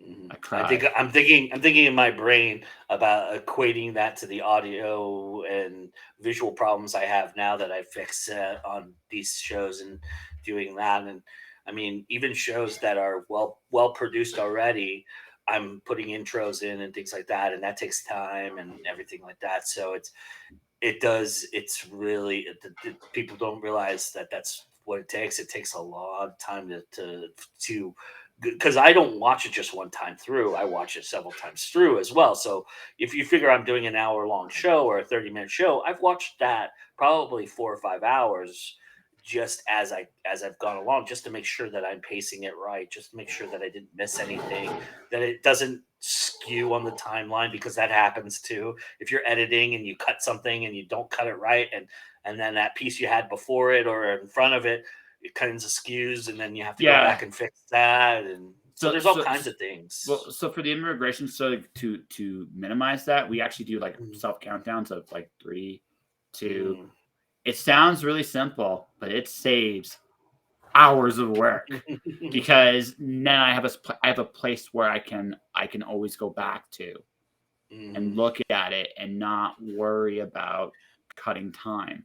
You know what's funny? You know what I found though that's very funny is when people naturally pause is when they've realized when they consciously realize they've ummed, or they've or the ticks that we all have, and we all have them. Oh, sure. Uh, so, but there are times when somebody does that, and I'll notice I'll have like this 4 seconds before the next, which that's the greatest thing to me. Like that's gold. I like go, oh man, cool. I have a cut point right there. I can cut right there. Yeah, yeah, yeah. Obviously I don't polish these shows to the degree you do. I leave a lot of the ums and ahs and stuff like that because it's one again. Part of the reason I went with such an organic presentation was I am a lazy fuck. I am not going to deny it. That doesn't mean though I won't do it. Yeah. I will occasionally go into an audio and if I really hear a lot of that and I Hmm. remember that in the interview we do, then I will go in and I will if I won't get I don't get rid of all of them because it's not there's a fine Yeah. line. I don't either. I don't Yeah, either. Yeah. yeah, you don't want all of them gone because that doesn't feel Well, real either. There's a I, balance, right? yeah, as metal fans, as we know, the things that we can when we hear metal that is raw and intuitive, we hear it. And when it's overproduced and overpolished, where every chord or every timing signature has been whittled down to the nth degree, we also hear that, and it never sounds as natural as it does when you can get that raw energy from it. And so that is something metal is especially bad at. It sometimes is like they think that uh, your next progression is going from to get to platinum to gold is to get overproduced, and that is not the case. It's usually fans get upset when you do that stuff. They call you sold out. They call you whatever they call you, and our fandom is kind of good. Not good. That's a bad word. That's a bad way to put it. But kind of rational about that stuff, but it still gets called out. And so I always look at that too. If there's a laughter or there's something that the kind of is naturalistic about, and like if they're saying something and they in the middle of like it's almost like a hyphen, right? If you looked at it as a word, it would be a hyphenated word, and the would be the hyphen. If they do that, I leave it in. I got to a point where I was, you know, it's only when there's this weird awkwardness, that like dead air, that I usually cut it. because Yes. that's usually not good to watch. So, Well, it's slightly different shows too, right? Like yeah, again, and every show is different too. yeah, absolutely no. So I equate like music wise. I've said this story in a few other podcasts. I think I've said it to you. One of my favorite albums is the Finger 11 self-titled album. And what's interesting Yeah, we've about talked that about is, this. Yeah. yeah, and what's interesting about that is the producer deliberately kept mistakes in there. Mhm. And his reasoning, I took that to heart. Here's the other thing. Yes, I am a lazy fuck. I will be the first to admit it. But there's another reason too, because again, why do I keep the servers in? Why do I keep the distance like in there? Because it's Mhm. real. We've all Mhm. been there. We've all connected to those things. Also, sometimes, right? Sometimes at the very least, right? You will find that in these places, you see a different character. Like when I used to do these shows in coffee shops, yeah, the servers would come up. Servers would be part of the show for sometimes for 2-3 minutes to talk to them too, which Yep. would be great, right? Yeah. And but the thing is, it's a real thing. You go to a coffee shop to take your order, go to a restaurant to take your order, go to a bar to take your order. It's Yep. all good, right? Yep. Now, Yep. knowing what It's I all know something now, we've experienced. yeah, so it feels natural. Mhm. Now, there are some people who are audio engineers that would look at me like I'm a terrible human being for doing this to them. But there's another part Especially of that one that we were talking about where there is dead silence in there because you're waiting for Khan to get out of the bathroom, and there's this moment where it's just this silence because the waiter has already taken the order, and you're just kind of sitting there. But you do kind of narrate it a little bit when you realize that there's a little more uncomfortable silence than there should be, but still, that part, an audio person would just be like they flinging their chair through the window at that well, point. no, they'd be like, "Why did you do that?" And I'm like, "Because," and my answer to them would be because I knew someone like you would listen to it and die a little on the inside. That's why I did that. And they looked at me as like, "You're a horrible person." So, yes, I Yeah. know. Yes, some Yep. of again, acknowledging a knowledge fact. Yes, sometimes I'm a little lazy, but you would be surprised. Like when I did my audiobook stuff, like I am very much get rid of all the ums, I get rid of all that stuff. I clean out the brass, I clean out all that garbage that's in your audio file because you need to. That is again, it's a skill. I can do it. But the beautiful thing about a show like this is I don't need to do this Right. much. Yeah. So I don't. Now, again, part of it is too, I've improved the quality of my recording equipment, which definitely helps. Yes. Right, which definitely Yes. helps. But at the same time, that doesn't mean there aren't moments. I still do some light editing on these shows every single time I go out and do that. And if I do happen to look at all these empty spaces I'm seeing, it's like, what's going on here? Right. Mhm. And it doesn't feel, and I'll still occasionally do little cuts here and there. Mhm. It's not like, I'm not going for Drastic. yeah. Yeah. Oh, I would never do, like, again, it's not what the Yeah. show is. Yeah. Right. So I wouldn't do a drastic overhaul. Now, different environment. Let's say this was in a full-fledged studio, maybe.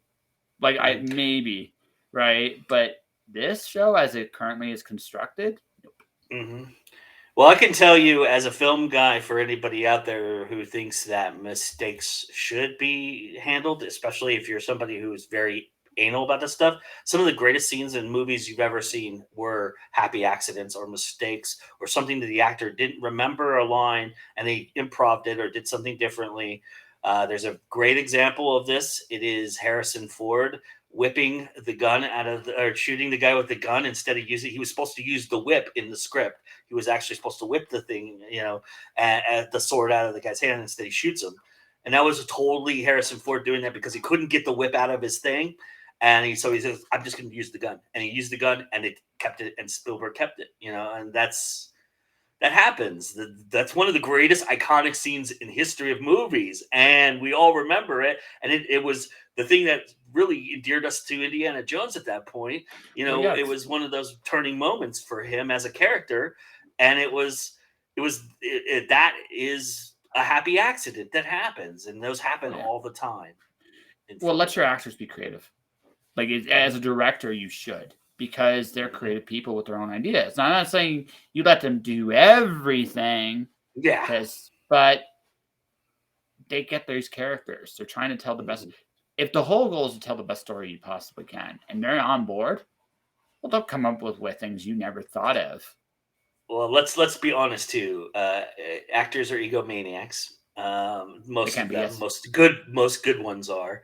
And I learned a long time ago what you need to do with that is you let the actor have their idea, do their idea, and then you go, well, let's film it the way I want to do it too, and then we'll see which one's better. And then maybe sometimes the actor's right, and sometimes I'm right, but at least we have both of them, and we have a viewpoint of which way to go.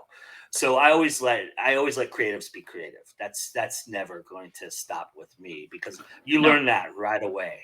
If you're a good director, producer of anything, you learn that. You let creatives be creative. You let the team work to get the goal accomplished. Yeah, and a lot of them will let them do, let's just do it my way first, so it's Yeah, there. Okay, yeah. yeah, that's not a problem, right? And then they'll try it, and sometimes you will let them do their thing completely and There's a totally. famous director that does this, and I can't think of the name of the person. I want to say it was Kubrick, but but Kubrick shot a lot of takes, so maybe it wasn't him. But there was a director who always, when an actor came to them and said, "Can we do it this way?" or somebody else came to them and do this way, he goes, "Yes, but let's do it my way first." And what he would do is he'd shoot his way, and then he would cut it off and go, "Okay, next," and go to the next scene, not letting them do their thing because he got what he wanted and they moved on. And I don't remember what director that was, but that's a famous story I've heard before. So, which is kind of fucked up. That's No, messed no, up. that's not a guy you want to work with after that one time. You Yeah. just don't. Yeah. You kind of make a trust. When your crew doesn't trust you, right? Yeah. The guy that directed Men on the Moon, I can't remember who it was because the story Milos there Forman. was what? Milos Forman. So the story there. We're gonna get a little bit into wrestling here because we both are wrestling fans. So it's Jim Carrey wanted to take a pile driver. Yeah. Right. Jerry Lawler, that was his finisher. The problem was that insurance didn't cover it. Yeah. I So remember. I know this story. This is a good yes. story. So Lawler, right? So Jim was like, just do it. Just hold me up, and then just drop me. It's done. It's over with. Because let's be honest, it's probably not going to do anything to Carrey. Yeah. Yeah. So this was like the last take of the night. And that was why Carrey was pushing so hard for this. Mhm. So Lawler and Carrey did not get along for a bunch of reasons, right? That's not the story here. Here's the story. He went to the director and goes, "Hey, listen, he wants me to do the pile driver. Thank you, Jerry, for mentioning this to me right now. I'm glad you've pointed this out to me. We're done." We're done. Oh, Yes. Jim Carrey lost his shit. He lost his Oh yeah. shit, right? Yeah. Because again, and the other thing too, you gotta remember too. Yeah, in movies are this weird combination of industrial work and like creativity.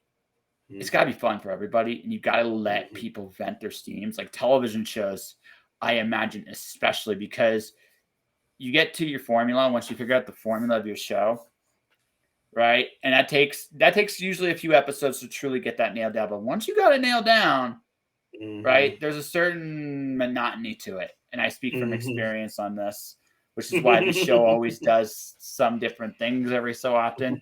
Yes, folks, I do things to amuse myself. I am not going to lie. A lot of it is about personal self-amusement. But at the same time, people else seem to be amused at it too. I mean, I did sound like a goldfish on this show. So you guys figure that one out and you go with it, right? But the thing is, so I think movies are harder because there's a lot more money involved, and you have to get it You have right. time involved too, yeah, and like you have to shoot it. You have a day shoot that you have to stay within that window. Because if you don't, you lose money in that time period. So you have to shoot you have to get what you're aiming for. You can fuck around if you've got extra time, but usually Yeah. you never have that, and you're usually behind. You usually do get a couple days behind, and the further you get behind, the more stressful it becomes to get what you need to get on that day. So that's TV can fuck around because it's half hour and people can, Well, especially sitcoms. no. Heck, even like so in Vancouver, a lot of the shows from the CW that some of them still exist, but they used to be filmed in Vancouver. But it's actors doing the same things over and over and over again because the show has a formula that you do. So what ends up happening with television is you actually have a lot more footage, just so much more footage to go through. The post-production is crunched to shit in television, but the pre-production and photo shoots, you have a little bit more leeway. So what ends up happening there is like once you got your episodes nailed down, like once you're like at season 3, episode 15, you know what this show is. I mean, right? You just know it. So you're like, hey, listen, can we all dress up like in pajamas and do this scene?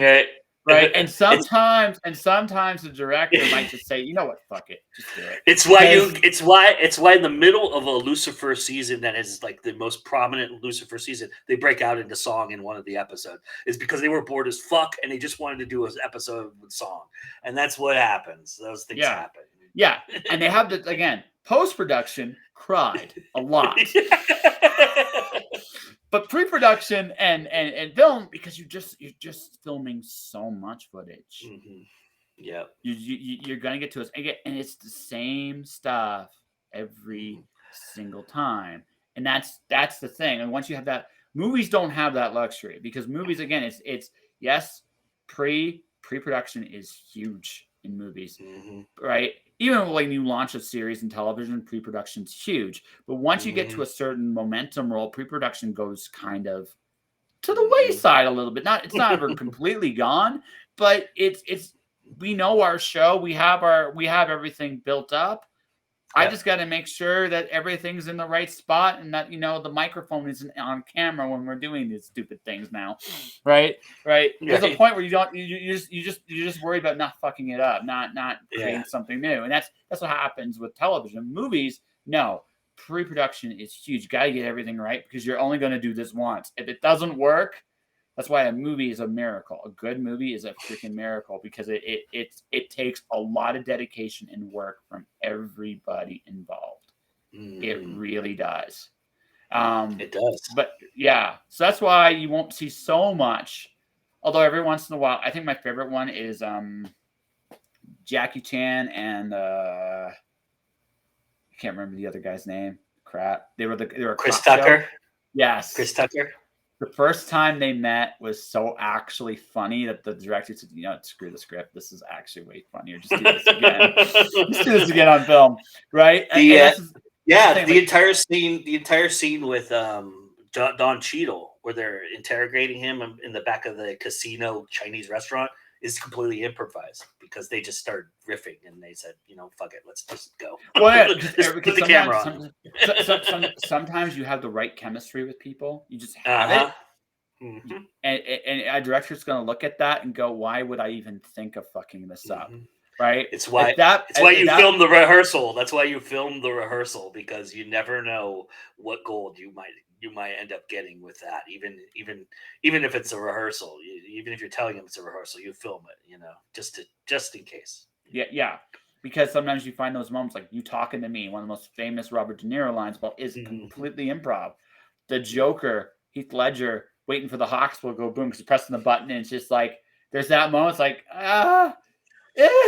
and then all of a sudden you just see, there it goes, right? But it's real, right? Like it's those little moments that make those things feel organic, right? It's not, you don't want polish too much. You want some. You want to do the you want to maximize It's why blooper reels are so famous and why people love blooper reels.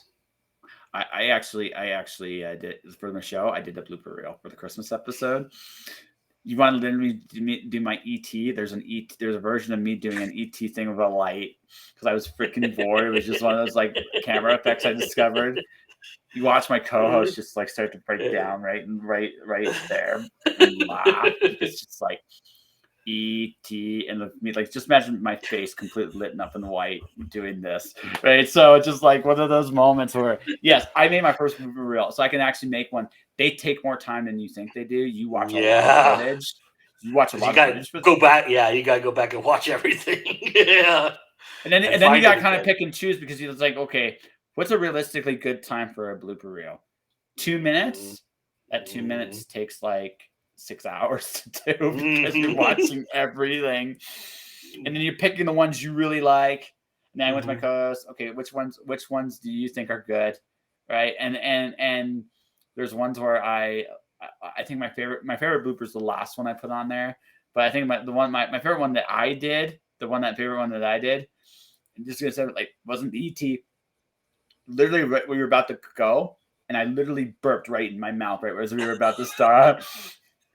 It's just like it literally happens. Like we gotta do that. Like, and I just burped in my mouth. We need to do this again. She's like, oh come on, because we were really behind that day. It's like, oh come on. It's like, sorry. It's just like, what am I supposed to do? Right. Yeah. That's my favorite one. My favorite one with her. It was first couple episodes. We're doing a film thing, and okay, so thing about the other show I do, guys, there's a lot of numbers. There's a lot of like abbreviations, a lot of numbers and abbreviations. Sometimes it's like we read the script, what it's called. This is what this like we look, just make sure we're not. No, this is what it's called. It's like, wow. And that's it. Right. And then now she had one of those moments on there. It was like, okay, this was just too good. The last thing we did, you gotta watch it. We completely just riffed. It was hilarious. Watch it, like, yeah. It's it's a Christmas episode on the myconsultant.ca, my consultant channel on YouTube if you want to watch my first ever blooper. But yeah, that's the thing. Like they're a lot of fun to do. I now can make the swear. I can do the swear sound effect. I feel very proud of myself. I can now do it. Right, because it's like I looked at my boss at the time. He was like, "So, what's your policy on beeps?" It's a blooper reel. So it's like normally I know you've been being against for swearing, but you just make it so we can't hear the word. Okay. Okay. Nice. Done. Fine. It's not what I wanted to do. Like I wanted to do Anchorman for Christmas so badly. Oh my god! Because again, no one's gonna watch the Christmas episode, so I might as well just go absolutely shit. Right? That's my policy too. Yeah. Yeah. It's like, who's gonna watch this? Nobody. Fuck it. I'm having fun. I gotta do this. Fuck it. I'm gonna have some fun. I haven't asked you an actual question. I think in like 3 interviews. I should probably do that once. So I guess I'm going to ask this. Okay. You're at a very unique spot. You're about to get bigger. Like I can see it. Like I'm expecting a few announcements in the weeks to come, and you're going to be taking kind of more of a back seat on being in front of the camera. I'm still like, you're going to be involved in every show you do. I don't doubt that one bit, but you like me, you're going to take a step back in terms of your actual online presence. Yeah. So my question is this: what serves Joe Compton this year? That's a great question. I think ultimately what serves me is being able to manage this from a perspective of where I am not on camera all the time, and have reliability in the people to do what I need to get done in order to do that, and maximize my time, be able to promote it a little bit better, a little bit stronger. Just having people join me in this is humbling as it is, and as beautiful as it is for me, is not the whole enchilada. It takes work, it takes time, and for people to give their time, I'm asking a lot of people for that reason, and I've never been somebody like we've established here today. if I can get it done, I'm going to do it. And that's just the way it is, because I know it gets done if I do it. And it's not that I don't trust people not to get things done. It's just that I know that I'll do it, and I'll make it that way. So I work really hard to get that established, but I really, I don't, I'm not as great on camera as some of the people that have joined me. And so I recognize that pretty fast and pretty easily. And so I want to get those people more prominently.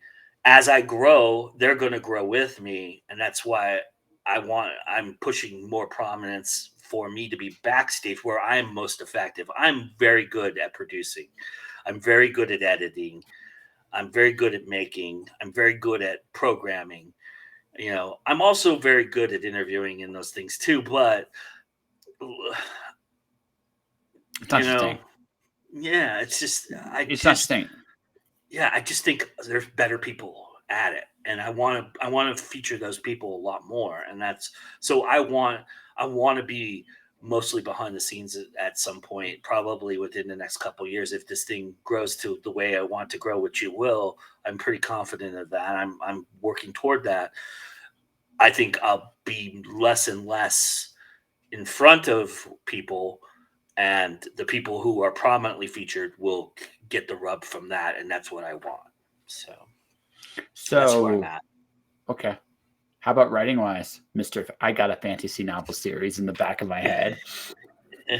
Curse Yeah, and it. that helps, right? Putting, when I can delegate time is my reward for that. And so being able to do, I mean, I will always manage everything.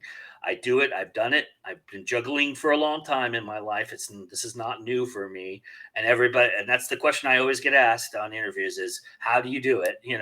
It's just, I've learned how to manage it. I've learned how to work it, and self-care and family time is as important elements of that as well. And I need to work those in. I was very bad at that for a little while, and I got better at it. And I've worked how to juggle that act as well. And so, yes, I have.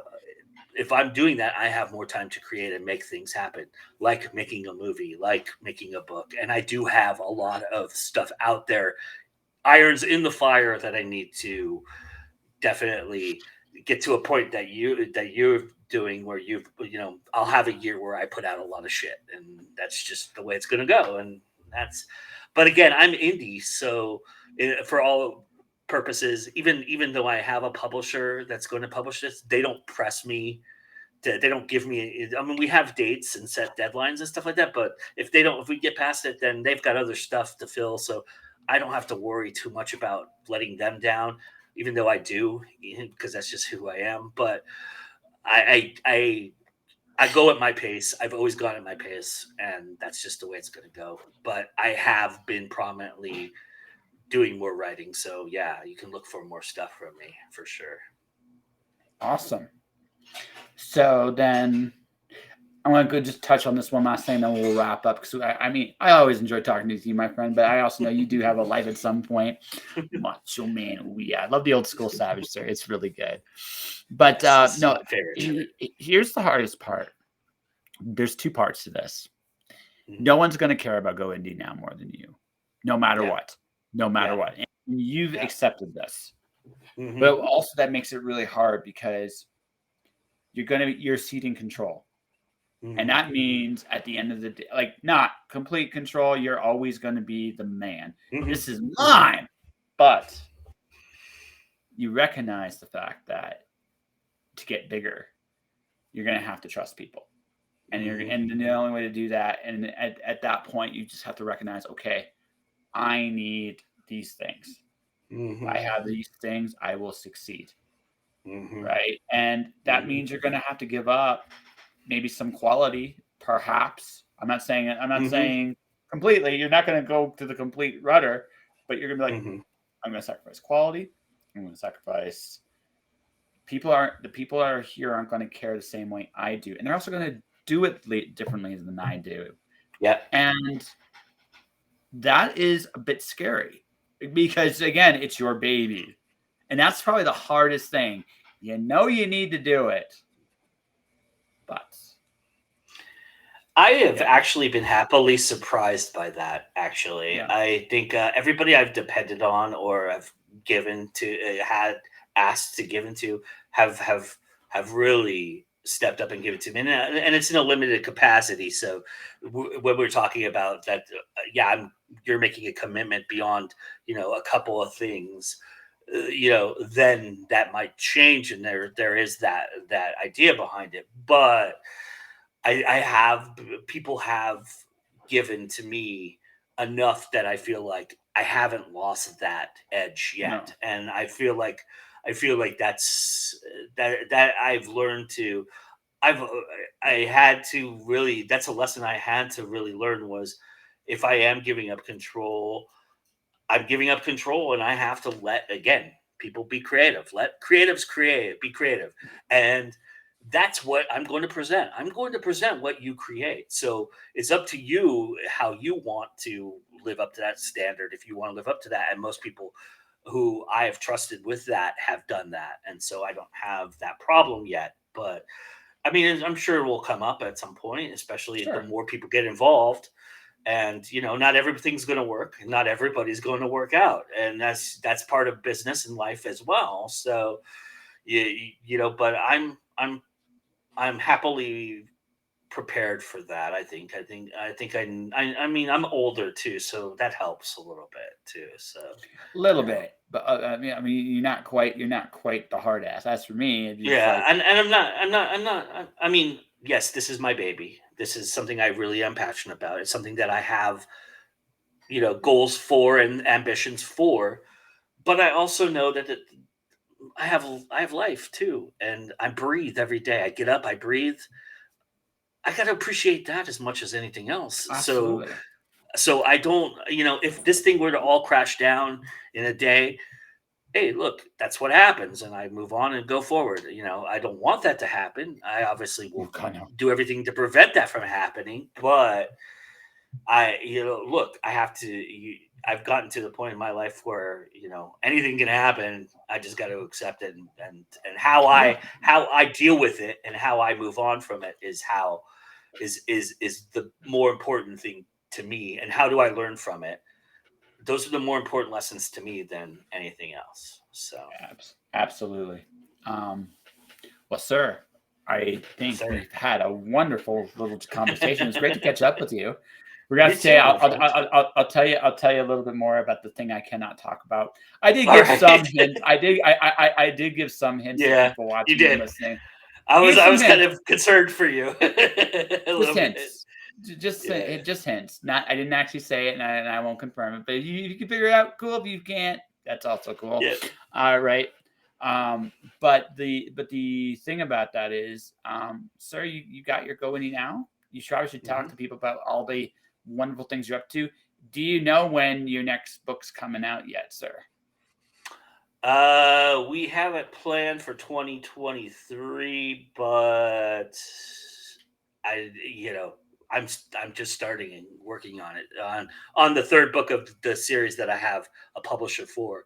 The fantasy book, the first book of the fantasy six book fantasy series I have is very close to me handing it to somebody to look at.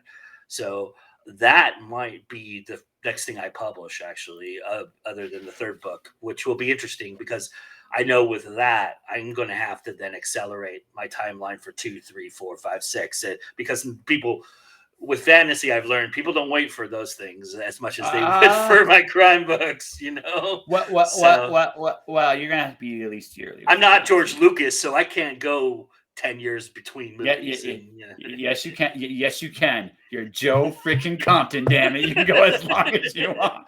I don't but yeah, care. but Right? that's what I'm just giving. I'm looking at. I'm looking at the end of this year to 2023 becoming a prominent stuff coming out for me. So. Okay, so I am going to beat you to the next release then. Looks like because it's a yeah. My next release is probably going to be June. So Uh-huh. and then Yeah, after we've had that, that conversation. So yeah, it's probably yeah. The my I guess last thing I should mention here, I actually have an art style. I'm starting to actually see that I'm actually developing an art style there, sir. nice. So Nice. That's awesome. I've heard this from the last few people that have been on my show. It's like, yeah, you actually have a bit of a style now. Okay, I'm scared. I never thought I'd get this far. I never thought I'd get this far. So okay, But in so the back of your mind, you had an idea that you wanted to get to that point, and that's what yes. sparks it. So. Well, it's yeah. Like maybe last time this was about your fantasy series as much as it is about your novels. Mm-hmm. You saw yourself as a TV guy, Mm-hmm. and maybe not necessarily as a novelist, but secretly, Mm-hmm. sir, you wanted to be a novelist. Well, here you are. Mm-hmm. Right? Mm-hmm. You went from thriller. You went from thriller to all the things you're doing now. Fantasy. You might do a movie. Like you'll still be the movie guy. And, but and having the one experience where I drew with you, I started to realize that maybe I'm not as bad a drawer as I thought I was. But I'm not great. But I accept the excuse. You only have so much time in the day, sir. But that all said, at some point this year, maybe you have to come back and do another one. I would love to do that. Yeah. So and we'll do another pro wrestling theme one. Won't be Macho Man next time. Next time we're gonna go old school WCW. That was the good stuff. Not well, actually no, right. The bad stuff. I will draw the Shockmaster. All right. We'll I'll figure do that out. Yeah, you'll figure that out. Yeah. So tell people about your show. Tell people where they can find you, and I'll promote it. All right. Yeah. So youtube.com/GoIndieNow is where most of the things get published. We also have a Twitch channel, Twitch TV/GoIndieNow. We do Facebook.com/GoIndieNow. We're on Instagram as GoIndieNow, TikTok as GoIndieNow. I'm on YouTube as Joe Dream 73 because some assholes hijacked GoIndieNow, and that's a lesson for you all. If you want a name, go get it right when you can, because if you can't, then you've stubbed your toe a little bit. But I mean, that's the only thing that's off-brand for me in that respect, in terms of GoIndieNow. But I kind of like that too, because then I can do more personal stuff that way too. Yeah, something's yours. Yeah, and so that's I like that as well. But that's where you can find us, and we do a live show every Sunday at noon Eastern called This Week in Indies. This Friday, actually, speaking of Mr. Ron Lahr, he and I are going to do Joe Gets Twitchy, where that's the show where I get up on a soapbox and complain. It's the one time of the month you get to see me, kind of be a little bit more honoring, I guess. Are you yelling at clouds? Are you yelling at clouds, Joe? Are you yelling at clouds? Sometimes. Yes. Yeah. Okay. Hey, listen. As long as you're actually, that's a segment idea. I'm going to name my cloud Fluffy, and this cloud pisses me off. Because, hey, listen. If you're gonna be middle-aged and crazy, this is how I look at it. Own you're crazy. People will laugh at you, and then they will listen to you. I'm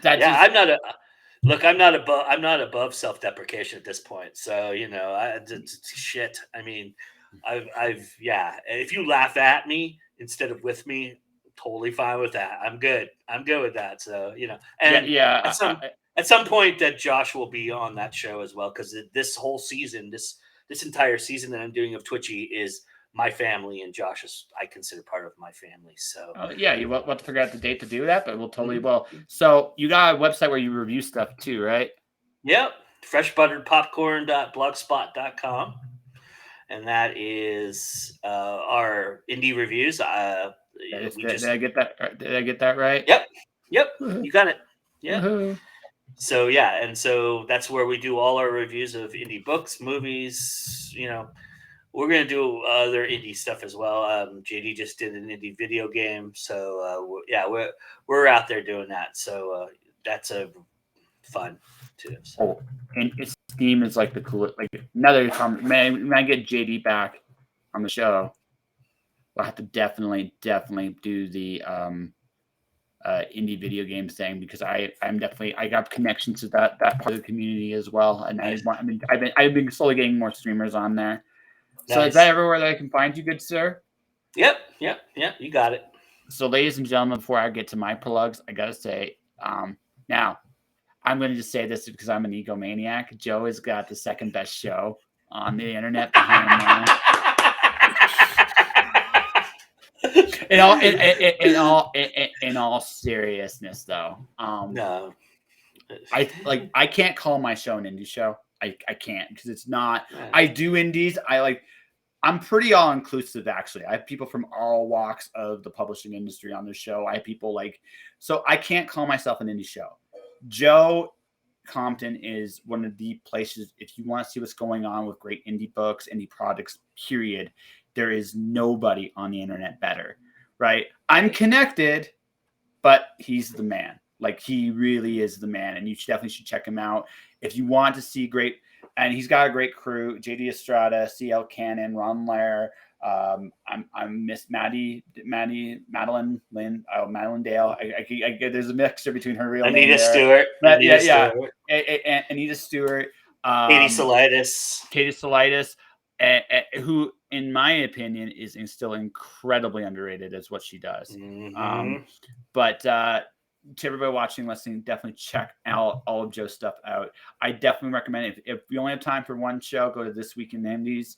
But beyond that, I mean, if you want to see Joe yell at clouds, have Joe yell at clouds on Friday when Joe gets switched. I'm sorry, that's how I'm going to pitch your show now. I'm sorry. Yeah, that's totally fine. This is my latest release, folks. Alice 1, written by yours truly, illustrated by Kenzie Carr. Alice chases the Queen of Hearts down into the Greek underworld, where there to escape she must play Jason of the Argonauts, a game of croquet. But unlike anyone you'll ever see in this labyrinth, Alice and company face the most terrifying things of all in gods, monsters, and themselves. Written by yours truly, illustrated by Kenzie Carr. It's a wild ride of poetry. This man has reviewed it. He really liked it, right? I'll be sending him my next book when it's done illustrated. I'm scared to death because he's going to probably be mocking all my drawing. That's terrible. That's terrible. That's everybody did. That's coming out hopefully in June. You know me better than that. Listen, I expect you to rub me a little bit off. Yeah, I do expect that. That all said, folks, thanks for watching. Thanks for listening. Tomorrow we're doing an early morning stream. My guest, I'm just make sure I got her name just right, is Davia Andrews, who is another author, cool. Well-known author. It's really cool. It'll be at 10 a.m. Pacific time, 1 p.m. Eastern time. It's going to be a fun one. The rest of the week's amazing. At 1 p.m. Pacific, 4 p.m. Eastern, V.S. Holmes joins the show. That's going to be a fun one. One of my favorites. So yeah, she's awesome. And then I got a dynamic duo. One, a new person, and someone's been there. Leanne, Kathleen, and Gino, and Abby Butler are going to be together on Thursday. And this is going to be fun. I got a brand new person to drink and draw with. Mark Park has been a guest on the show a couple times, drawing and stuff. Her husband, Mel, is a very talented dude in his own right. Nice. He's joining the show Friday. So we got ourselves amazing. And next week I'm not gonna lie to folks. I haven't really done a really good job of booking March just yet. Stay tuned. Give me about 3 days. I'll have it booked solid. But I do have next week for the drink and draw. Bill Moss, who created Nair X, and Kat Moss, his daughter, is going to be part of the festivities. Cool. So yeah, so I got some. There's definitely cool things coming. The reason why I haven't done March, folks, is just because I'm still looking. I haven't contacted the metal guy. There's a pirate metal band I kind of want to get on the show. So once I figure out when that is, I'll figure the rest of the month. These are the things that dictate my life, folks. All right, thanks for watching. Thanks for listening. I will be back tomorrow. Stay inspired. Keep shining in the dark. And I will see you guys tomorrow.